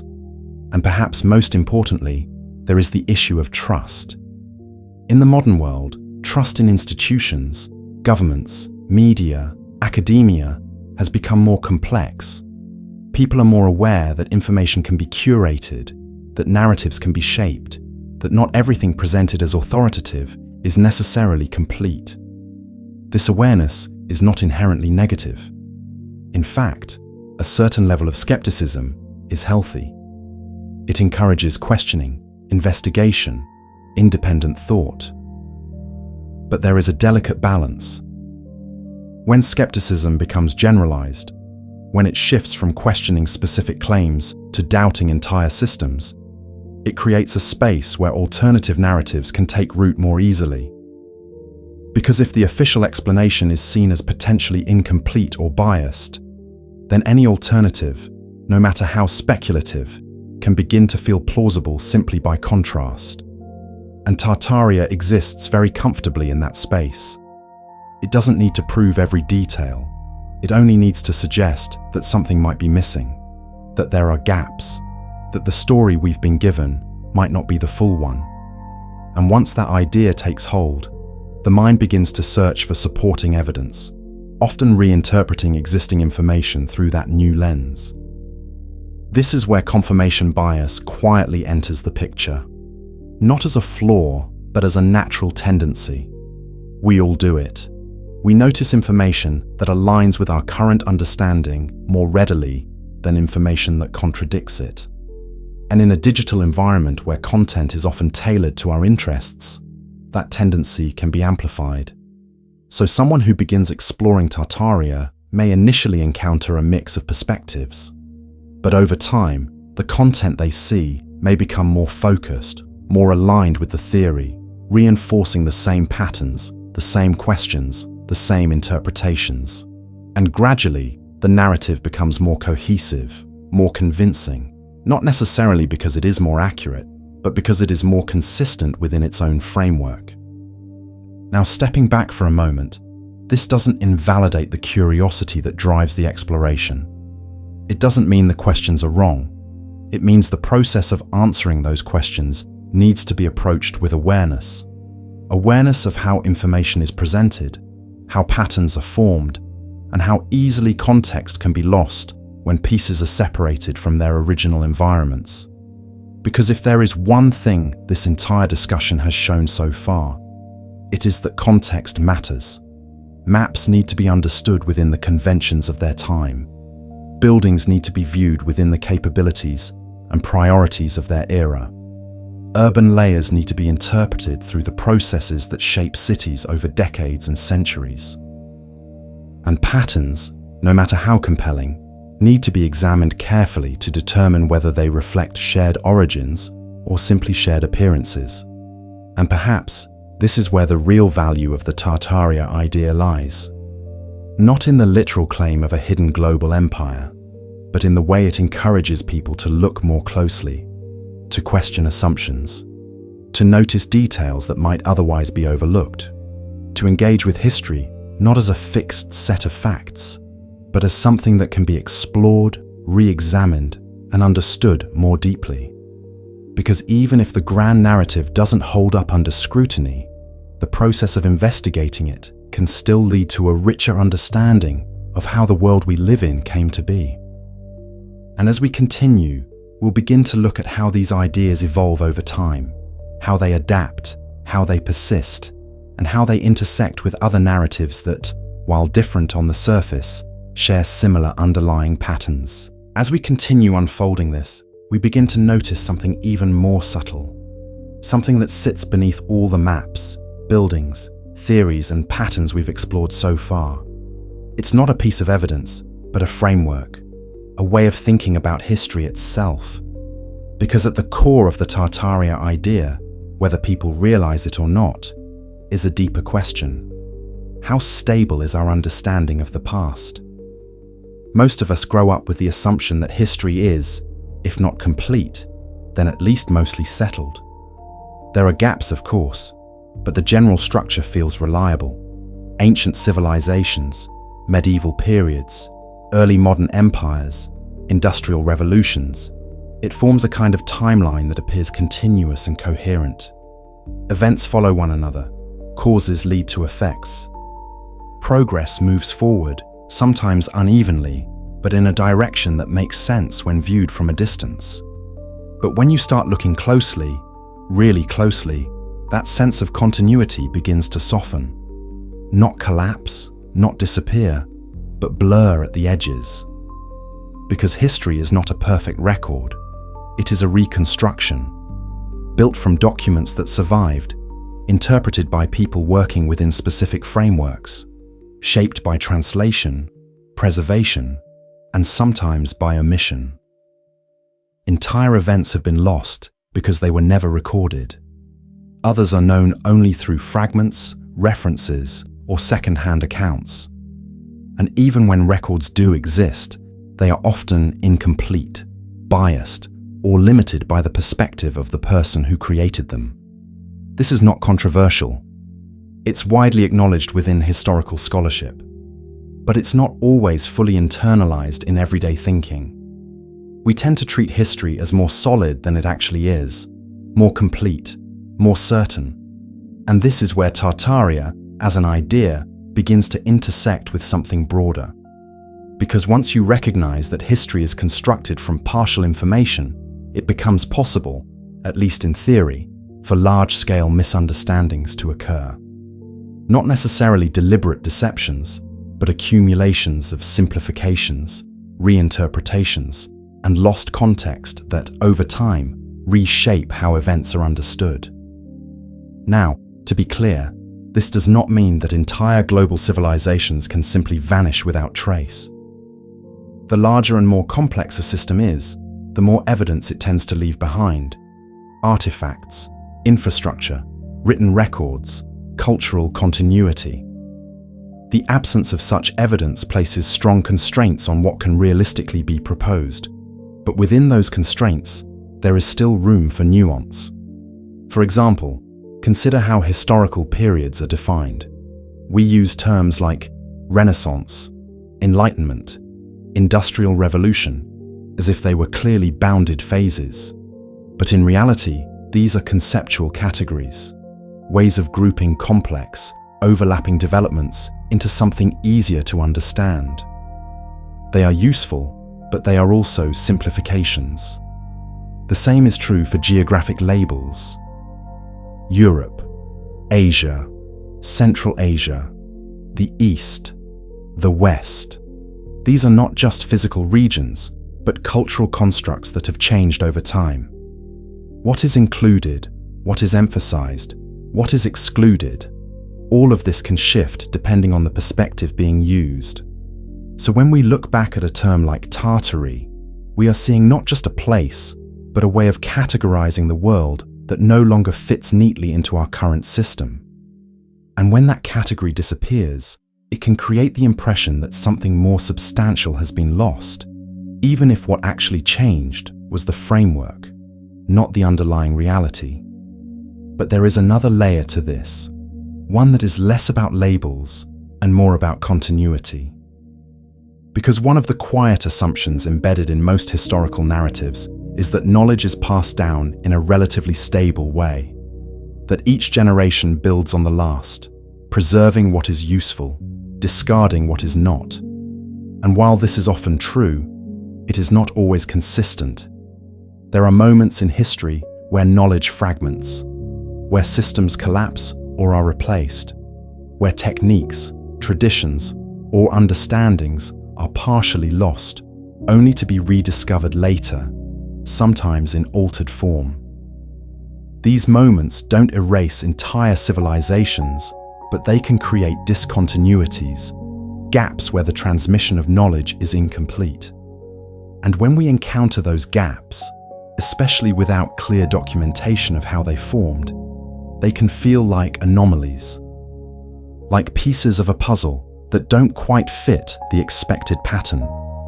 This is where some of the more grounded curiosity around Tartaria begins to take shape, not as a claim that everything we know is wrong, but as a question.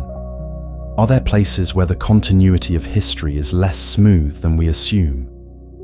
Are there moments where transitions, political, cultural, technological, happened in ways that are more complex than the simplified narratives suggest? Because if the answer is yes, even in small ways, then it opens the door to a different kind of exploration. One that doesn't rely on sweeping alternative histories, but on careful examination of specific transitions, specific regions, specific changes. And when you start looking through that lens, certain patterns begin to stand out. The rapid reorganization of territories during imperial expansion, the standardization of language and identity within nation-states, the replacement of older architectural styles with newer ones, sometimes preserving, sometimes erasing what came before. The shift from localized knowledge systems to more centralized, institutional forms of record-keeping. Each of these processes contributes to a kind of smoothing effect, a tendency to create clearer, more coherent narratives out of what were originally complex, overlapping realities. And that smoothing is not inherently deceptive. It's often necessary. Without it, history would be almost impossible to teach or understand at a broad level. But it does mean that some details, especially those that don't fit neatly into the dominant narrative, can become less visible over time. So when people encounter something like Tartaria, what they may be responding to is not a hidden empire, but the edges of that smoothing process, the places where the simplified version of history feels slightly too clean, slightly too complete. And in those moments, the mind begins to explore alternatives. Sometimes those alternatives remain grounded, asking specific questions, seeking additional context.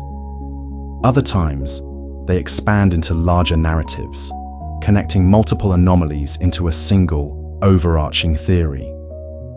Both responses come from the same place, the recognition that what we know is, by necessity, incomplete. So perhaps the most important thing to carry forward is not a conclusion, but a mindset, an awareness that history is both structured and flexible, that it contains both well-supported facts and areas of uncertainty, that it can be trusted, but also examined. Because when we approach it that way, we don't need to choose between accepting everything or rejecting everything. We can move more carefully, more thoughtfully, allowing each piece of information to be understood within its proper context. And in doing so, we begin to see that the real mystery is not whether a single hidden civilization existed, but how many smaller, quieter complexities are still waiting to be noticed. As we continue moving deeper into this exploration, something begins to shift again. But this time, it's not about evidence or interpretation, or even the structure of history itself. It's about time. Not in the abstract sense, but in the way time is measured, recorded, and organized into the timelines we rely on so heavily. Because one of the quieter but more persistent undercurrents in Tartaria-related discussions is the idea that our timeline of recent history, particularly the last few centuries, may not be as stable, or as precisely understood as we assume. Now, at first, this might sound like a much larger leap than anything we've discussed so far. Questioning maps, architecture, or regional classifications is one thing. Questioning the timeline itself feels like stepping into much more uncertain territory. And to be clear, the mainstream historical framework for dating events, based on written records, cross-referenced accounts, archaeological evidence, and increasingly, scientific methods like dendrochronology and radiometric dating, is robust. It is not arbitrary. It is built on multiple overlapping systems of verification. But even within that robustness, there are nuances that are worth examining. Not because they overturn the timeline, but because they reveal how it is constructed. For example, much of our understanding of relatively recent history relies on documentation. Written records, official accounts, newspapers, personal letters, administrative logs. These sources are often reliable, especially when multiple independent records align. But they are still products of human systems. They can be incomplete. They can contain errors. They can be influenced by perspective, intention, or limitation. And when we move further back in time, those records become less abundant, less consistent, and more dependent on interpretation. Chronologies are sometimes reconstructed by aligning different cultural calendars, translating between systems, and making educated assumptions about how events correspond across regions. This doesn't mean the timeline is incorrect. It means it is, like all historical constructs, assembled from available evidence, with varying degrees of certainty depending on the period and location. Now, within the Tartaria conversation, this nuance is sometimes extended into a more speculative question. What if there are gaps or compressions in the timeline? What if certain periods are not as long or not as continuous as we believe? What if events that appear sequential are actually closer together, or even overlapping in ways that are not immediately obvious? There are fringe theories that take this idea much further, proposing entire phantom time periods, or suggesting that significant portions of history have been added, altered, or misdated. These claims, while intriguing at a surface level, face serious challenges when examined against the full range of evidence. Multiple independent dating methods, including astronomical records, tree ring data, ice core samples, and cross-cultural documentation, all converge to support the general structure of the established timeline. But again, rather than focusing on the most extreme versions of the idea, it may be more useful to look at the underlying intuition. Why does the timeline sometimes feel uncertain to people? Why does it feel, in certain contexts, as though events are either too compressed or too distant? Part of the answer lies in how time is experienced versus how it is recorded. When we read about history, especially in condensed forms, centuries can pass in a few paragraphs. Major transitions, wars, technological shifts, cultural changes are often summarized in ways that make them feel abrupt. A building is constructed, a city expands, an empire rises or falls, all within the span of a few sentences. This compression of narrative can create the impression that change happens more suddenly than it actually does. At the same time, when we encounter physical remnants of the past, buildings, artifacts, landscapes, they exist in the present. They are immediate, tangible. And when we try to reconcile that immediacy with the abstract idea that they are hundreds of years old, it can create a subtle disconnect. A structure that looks intact, detailed, and functional can feel closer in time than it actually is. And when multiple such structures exist, the distance between past and present can begin to feel blurred. This is where some of the timeline-related questions begin to take shape. Not because there is evidence of missing centuries, but because the way we perceive time, through images, narratives, and physical objects, doesn't always align perfectly with the way it is measured. There is also the matter of synchronization across regions. Different cultures have used different calendars, different systems of dating, different reference points. Aligning these systems into a single unified timeline requires careful translation and correlation. And while this has been done extensively by historians and scientists, the process itself is complex and not always visible to those outside the field. So when people encounter discrepancies, small differences in dates, variations in accounts, uncertainties in specific events, it can sometimes be interpreted as evidence of a larger inconsistency, even when those discrepancies fall within expected margins of historical uncertainty. But perhaps the most interesting aspect of this entire discussion is not whether the timeline is accurate, but how we relate to it. Because time, in history, is not just a sequence of dates. It is a framework that gives structure to everything else. It determines what came before, what came after, what influenced what. And when that framework feels even slightly unstable, it can affect how all other information is interpreted. If the timeline feels solid, then anomalies are seen as exceptions, details to be explained within the existing structure. But if the timeline feels uncertain, then those same anomalies can be seen as indicators of a deeper issue, signs that the structure itself might need to be reconsidered. And this is where Tartaria, once again, finds its place. Not necessarily as a challenge to the entire timeline, but as a collection of observations that, when combined, create a sense of temporal ambiguity, a feeling that certain things appear either too advanced for their time or too disconnected from what came before or after. So as we move forward, the goal is not to question the timeline in a way that discards established evidence, but to understand how that timeline is constructed, how it is perceived, and how easily perception can shift when we encounter elements that don't immediately fit our expectations. Because in the end, the question is not just about what happened, but about how we know what happened, and how confident we can be in the frameworks we use to organize that knowledge. As we continue, something interesting begins to happen when we step back and look at everything we've explored so far, not as separate threads, but as a whole. The maps, the architecture, the world fairs, the buried structures, the star forts, the shifting identities, the questions about capability, the nature of timelines. Each of these, on its own, can be understood within conventional history. But when placed side by side, they begin to form something else.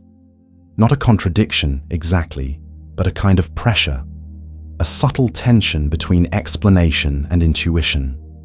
And this is where Tartaria, as an idea, becomes less about specific claims and more about pattern recognition at a higher level. Because what people are often responding to is not a single anomaly, but the accumulation of many small ones. A sense that there are too many moments where the story feels just slightly incomplete, just slightly too smooth, just slightly too simplified. Now, it's important to be precise here. The presence of multiple anomalies does not automatically imply a single hidden cause. In fact, in most cases, it doesn't. Complex systems, like history, naturally produce irregularities. Different regions develop at different speeds. Records survive unevenly. Events overlap in ways that are difficult to categorize cleanly. When we compress all of that into a single narrative, some level of distortion is inevitable. But from a human perspective, that distortion doesn't always feel neutral. It can feel like something is being missed. And this is where the mind begins to do something very natural. It looks for unification, for a single explanation that can account for multiple observations at once. Instead of seeing 10 separate anomalies with 10 separate causes, it tries to see one pattern that explains all 10. This is efficient. It's how we simplify complexity. But it also introduces risk, because it can lead us to connect things that are not actually connected in the way we assume. Still, there is something valuable in examining why those connections feel compelling. Because when we look at the elements associated with Tartaria, they share certain characteristics that go beyond their individual contexts. They all involve scale, large regions, large structures, large events. They all involve coordination, planning, design, execution across multiple levels. And they all involve a kind of visual or conceptual clarity that stands out. Whether it's the symmetry of a star fort, the uniformity of a world fair, or the bold labeling of a map. These shared characteristics create a kind of aesthetic coherence. Even if the underlying causes are different, the surface-level similarities make them feel related. And once that feeling takes hold, it becomes easier to imagine that they are part of a single system. But what if the coherence is not evidence of a hidden system, but a reflection of something else? What if it reflects the way human societies, across different times and places, tend to organize themselves when they reach certain levels of capability? What if large-scale coordination, symmetrical design, and monumental construction are not unique to a single civilization, but recurring features of complex societies? In other words, what if we are not seeing the remnants of one hidden empire, but the echoes of many different systems that, despite being separate, share similar principles? This is not a new idea. In fact, it appears in many areas of study. Independent cultures developing similar architectural styles, different civilizations arriving at comparable mathematical concepts, parallel solutions emerging in response to similar challenges. When the conditions are right, when resources, knowledge, and organization reach a certain threshold, similar patterns can emerge, even without direct connection. And yet, even with that explanation, there is still something about the Tartaria pattern that feels distinct, because it is not just about similarity, it is about layering, the sense that these elements are not just alike, but somehow overlapping in ways that are difficult to fully separate. This brings us back to the idea of compression. History, as we experience it, is compressed, not just in terms of time, but in terms of narrative. Vast amounts of information are condensed into manageable frameworks. And in that process, connections can be simplified, distinctions can be blurred, and certain details can become less visible.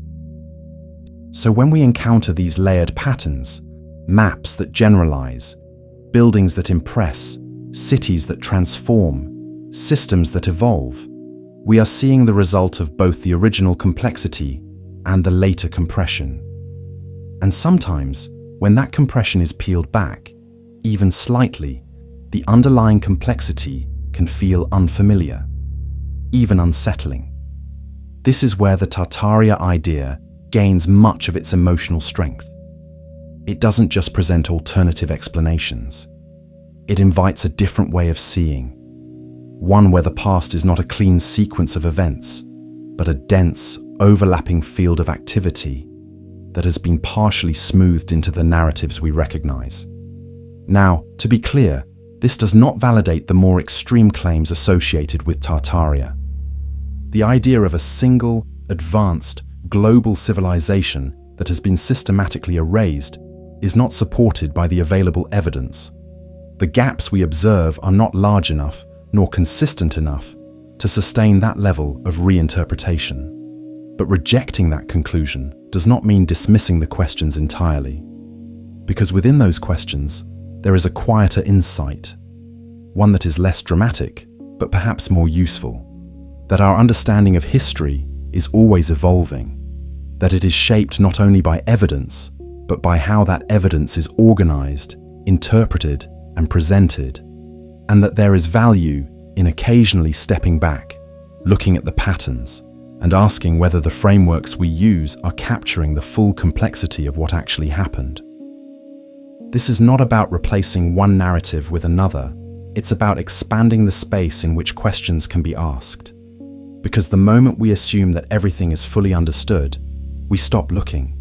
And the moment we stop looking, we risk missing the smaller details, the subtle transitions, the overlooked connections, the quiet inconsistencies that, while not rewriting history, can deepen our understanding of it.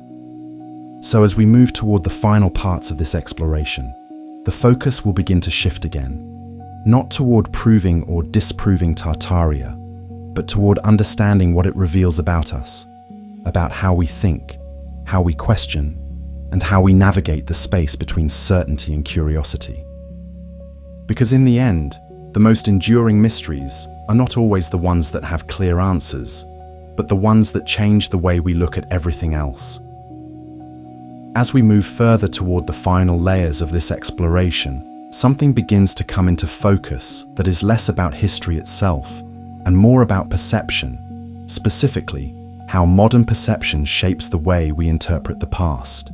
Because by now, after examining maps, architecture, timelines, and patterns, it becomes clear that much of the intrigue surrounding Tartaria does not originate purely from the evidence, but from the contrast between that evidence and our expectations. And expectations, quietly, are one of the most powerful forces in how we understand anything. If you take a moment to consider how most people imagine the past, especially the 18th and 19th centuries, it often appears simplified, less advanced, less organized, less capable than the present.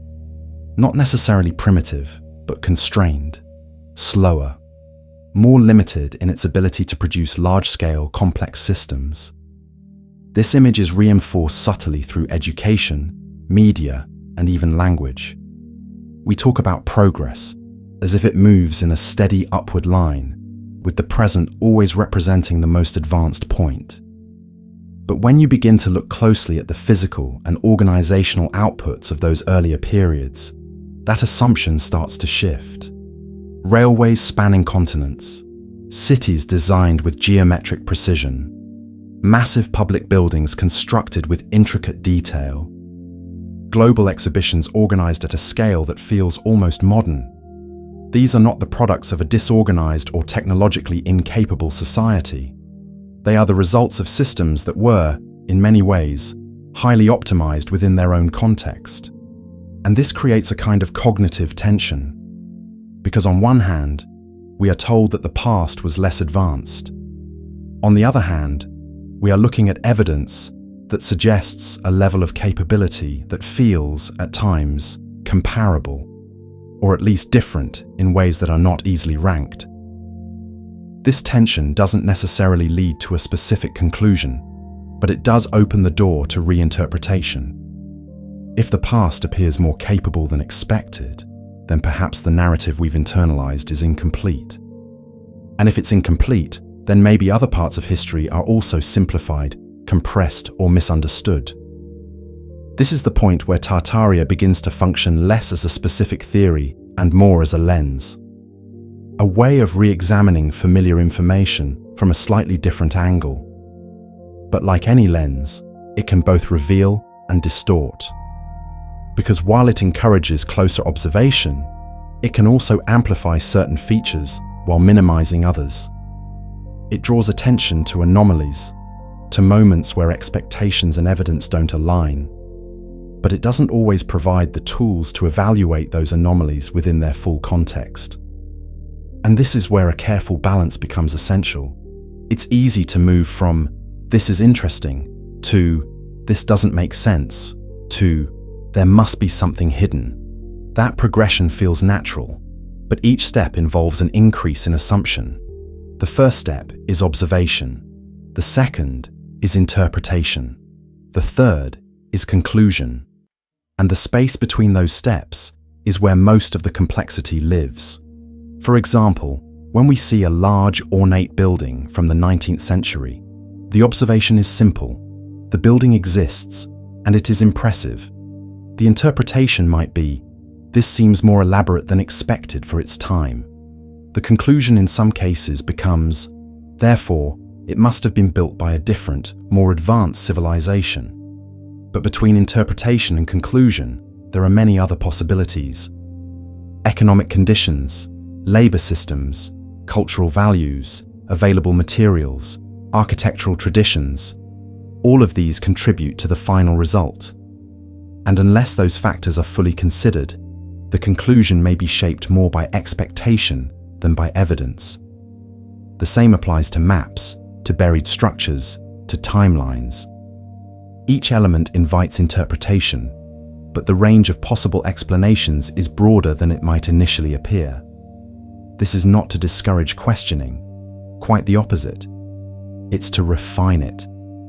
Because the most productive questions are not the ones that jump immediately to conclusions, but the ones that stay with the uncertainty a little longer, that explore multiple possibilities, that allow for complexity rather than reducing it too quickly. And in that sense, the real value of exploring something like Tartaria is not in arriving at a definitive answer, but in developing a more nuanced way of thinking about history, a way that recognizes both the strengths and the limitations of our current understanding, a way that remains open to new information while also grounded in careful analysis, a way that sees patterns but also asks whether those patterns reflect shared causes or simply shared appearances.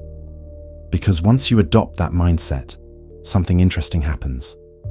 The mystery doesn't disappear, but it changes. It becomes less about uncovering a single hidden truth and more about navigating a landscape of partial knowledge, where different pieces fit together in different ways depending on how you look at them. And that landscape is not unique to Tartaria. It exists in many areas of history, science, and even everyday life.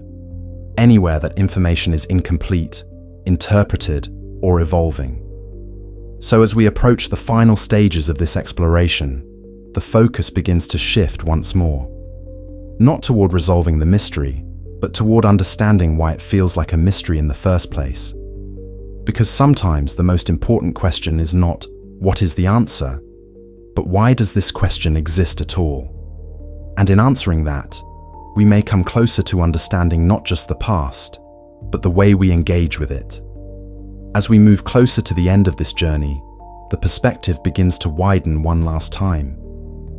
Because after examining the pieces individually, the maps, the buildings, the fairs, the layers beneath cities, the geometry, the timelines, the way information spreads, we're left with something that feels less like a mystery to solve and more like a mirror. A reflection of how we engage with uncertainty, with incomplete knowledge, with the quiet discomfort of not having a perfectly closed system of answers.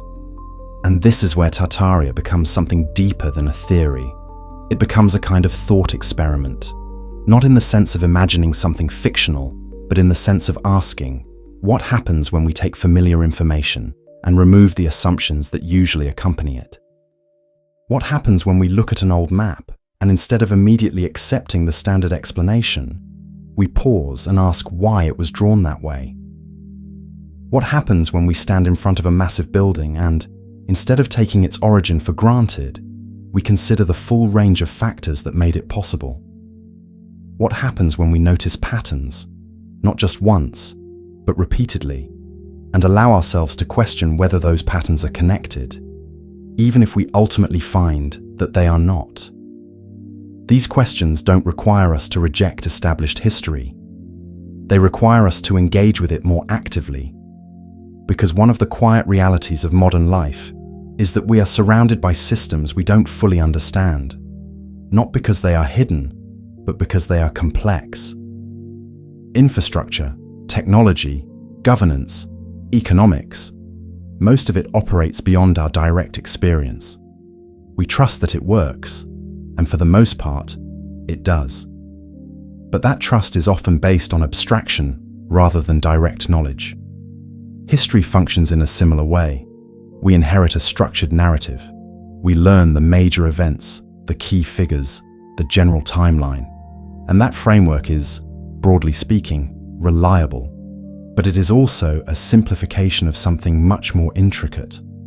So when we encounter something like Tartaria, what it disrupts is not the factual structure of history, but the sense of completeness. It introduces the possibility, whether accurate or not, that there may be layers we haven't fully considered. And that possibility can be both unsettling and compelling. because it challenges a very basic human preference, the desire for a finished story. We like narratives that resolve, that begin, develop, and conclude in a way that feels coherent. But real systems, especially ones as vast as human history, rarely behave that way. They are ongoing, they are messy, they contain contradictions, overlaps, and areas of ambiguity that don't fit neatly into a single interpretation. Tartaria, in this sense, exists within that ambiguity, not as a definitive alternative, but as a question that refuses to fully settle. And perhaps that is why it persists, because it doesn't require absolute belief to be interesting.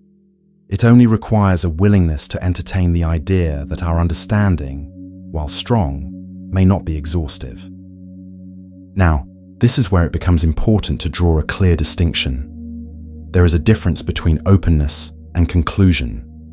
Openness allows for questioning, for exploration, for the consideration of multiple perspectives. Conclusion, especially when reached too quickly, can close off that exploration, replacing uncertainty with certainty that may not be fully supported. The challenge, then, is to remain in that space of openness without drifting into ungrounded assumptions.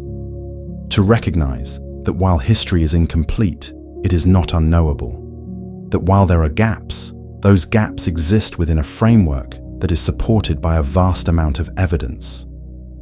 That while patterns can be compelling, they must be examined carefully to determine whether they reflect deeper connections or simply surface-level similarities. And perhaps most importantly, to understand that curiosity itself is not the problem. In fact, it's the opposite. Curiosity is what drives deeper understanding.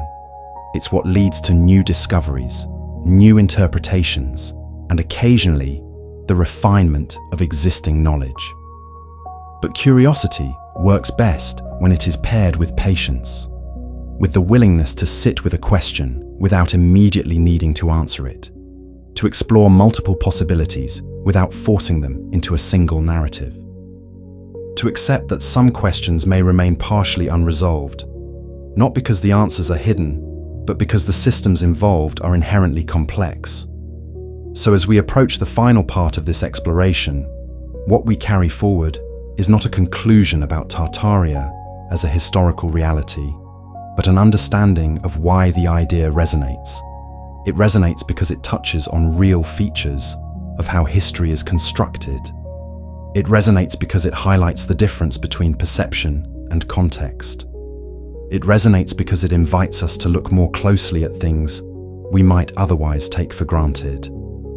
And in doing so, it reveals something that extends far beyond this specific topic. That the world, both past and present, is always a little more intricate than it first appears. And that sometimes, the most valuable thing we can do is simply take the time to notice that. As we begin to move into the final stretch of this journey, something becomes clearer, not as a sudden realization, but as a gradual settling of all the pieces we've been holding. Because by now, we've looked at Tartaria from multiple angles. We've examined the maps, the architecture, the world fairs, the buried layers beneath cities, the star forts, the shifting identities, the questions of technology, the structure of timelines, and the way modern information reshapes how all of this is perceived. And what emerges is not a single answer, but a kind of landscape. A landscape made up of partial truths, strong explanations, lingering questions, and the quiet spaces in between them.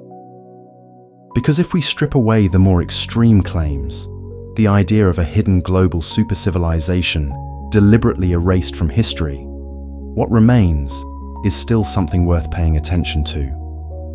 Not because it overturns what we know, but because it reveals how we know it. It reveals that history is not just a collection of facts, but a system of interpretation. That maps are not just representations of land, but reflections of perspective. That buildings are not just structures, but outcomes of culture, resources, and intention. That cities are not static, but layered, evolving environments. That timelines are not just sequences, but frameworks constructed from multiple sources of evidence. And that patterns, perhaps most importantly, are not always what they seem at first glance. Because one of the most consistent threads running through all of this is the relationship between observation and explanation. We see something, we interpret it, and then we decide whether that interpretation fits within what we already understand or whether it challenges it. Tartaria exists in that moment of tension, that moment where something feels just unfamiliar enough to prompt a second look. And there is nothing inherently wrong with that. In fact, it's one of the most important parts of thinking critically. But what we do after that moment matters. Because there are two paths that can follow. One path moves toward deeper investigation, gathering more context, comparing multiple explanations, refining understanding. The other path moves toward rapid unification, connecting multiple unfamiliar elements into a single, overarching narrative that feels satisfying because it resolves the tension quickly. And while the second path can feel more compelling, especially when the narrative is well constructed, it often comes at the cost of nuance. The first path, on the other hand, is slower. It requires sitting with uncertainty. It requires accepting that some questions don't have immediate answers. But it also leads to a more stable understanding, one that can accommodate complexity without needing to simplify it too aggressively. And this is where the real value of exploring something like Tartaria begins to show itself. Not in proving or disproving the theory as a whole, but in practicing that slower, more deliberate way of thinking. Because once you begin to apply that approach, something shifts. You start to see that the past is not a fixed story, but a layered one. That different elements can coexist without necessarily pointing to a single cause. That apparent anomalies often have explanations, even if those explanations are not immediately obvious.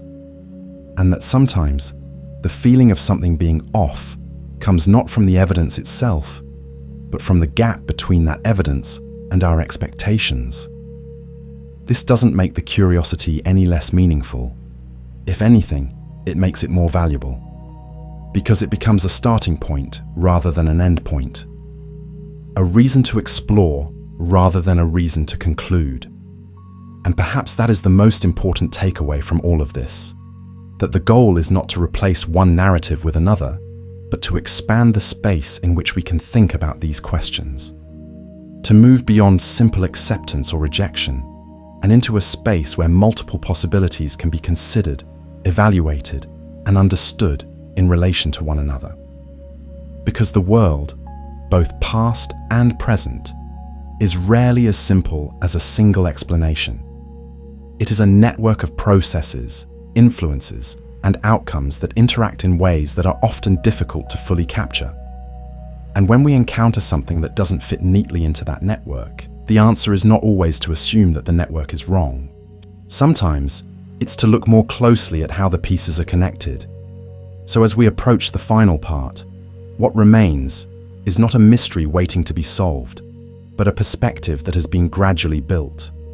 A way of looking at history that is a little more patient, a little more aware of its own limitations, and a little more open to the idea that understanding is not a destination, but an ongoing process. And now, as everything begins to settle, we arrive at the final part of this journey, not with a dramatic reveal, not with a hidden truth uncovered, but with something quieter and perhaps more lasting, a shift in perspective. Because if we trace the path we've taken step by step, what we've really been exploring is not just Tartaria, but the space between certainty and curiosity. That subtle area where something feels slightly out of place, where a detail doesn't quite align with expectation, where a pattern appears just long enough to catch our attention before dissolving back into complexity. And that space is where thinking begins. Tartaria, in its most literal form, may not hold up as a unified, hidden civilization erased from history. The evidence, when examined carefully, does not support that scale of conclusion. The maps can be explained through historical cartography, the architecture through documented methods and cultural priorities. The world fares through coordinated, temporary construction, the buried structures through layered urban development, the star forts through military engineering, the timelines through overlapping systems of verification. Piece by piece, the conventional explanations remain intact. But what doesn't disappear is the feeling that brought us here in the first place. That sense of pause, that moment of looking at something familiar and realizing that maybe we don't understand it as completely as we thought. And that feeling is not something to dismiss, because it points to something real, not a hidden empire, but a deeper truth about how we engage with knowledge itself. We are always working with partial information, always interpreting, filtering, organizing, always balancing between what is known and what is assumed. And most of the time, that balance works well enough that we don't notice it. But occasionally, something disrupts it. A map that looks too broad, a building that feels too intricate, a pattern that repeats just enough to stand out. And in those moments, we are given a choice. We can either move quickly to restore certainty, accept the explanation and move on, or reject it and replace it with something more dramatic. Or we can stay in that moment a little longer, observe it, turn it over, ask why it feels the way it does. Because often, the most interesting part of any mystery is not the answer, but the process of asking the question correctly. And that process, slow, careful, grounded, is what transforms curiosity into understanding. Tartaria, in that sense, is less a destination and more a doorway. A doorway into thinking about history not as a fixed narrative, but as an evolving structure. A system that is strong, but not flawless. Detailed, but not complete. Reliable, but still open to refinement. And when you approach it that way, something changes. You no longer need the idea of a hidden civilization to make the past interesting. It already is, in the complexity of how societies organize themselves, in the way knowledge spreads, fragments, and reforms, in the layers that build up over time, both physically in cities and conceptually in narratives, in the quiet transitions that don't always make it into simplified timelines. All of that is already there, already waiting to be explored. And perhaps that is the most grounding realization of all, that the world doesn't need to be more mysterious than it is. It only needs to be observed more carefully. Because when you slow down, when you look at the details, when you allow questions to remain open just a little longer, you begin to see that the real depth of history is not hidden behind a single secret. It's distributed, spread across countless small details, each one connected to the next, in ways that are sometimes clear, sometimes subtle, and sometimes still unfolding. So as you sit with this, wherever you are, whether it's late at night, the world quiet around you, or just a moment carved out of a busy day, there's no need to reach for a final conclusion.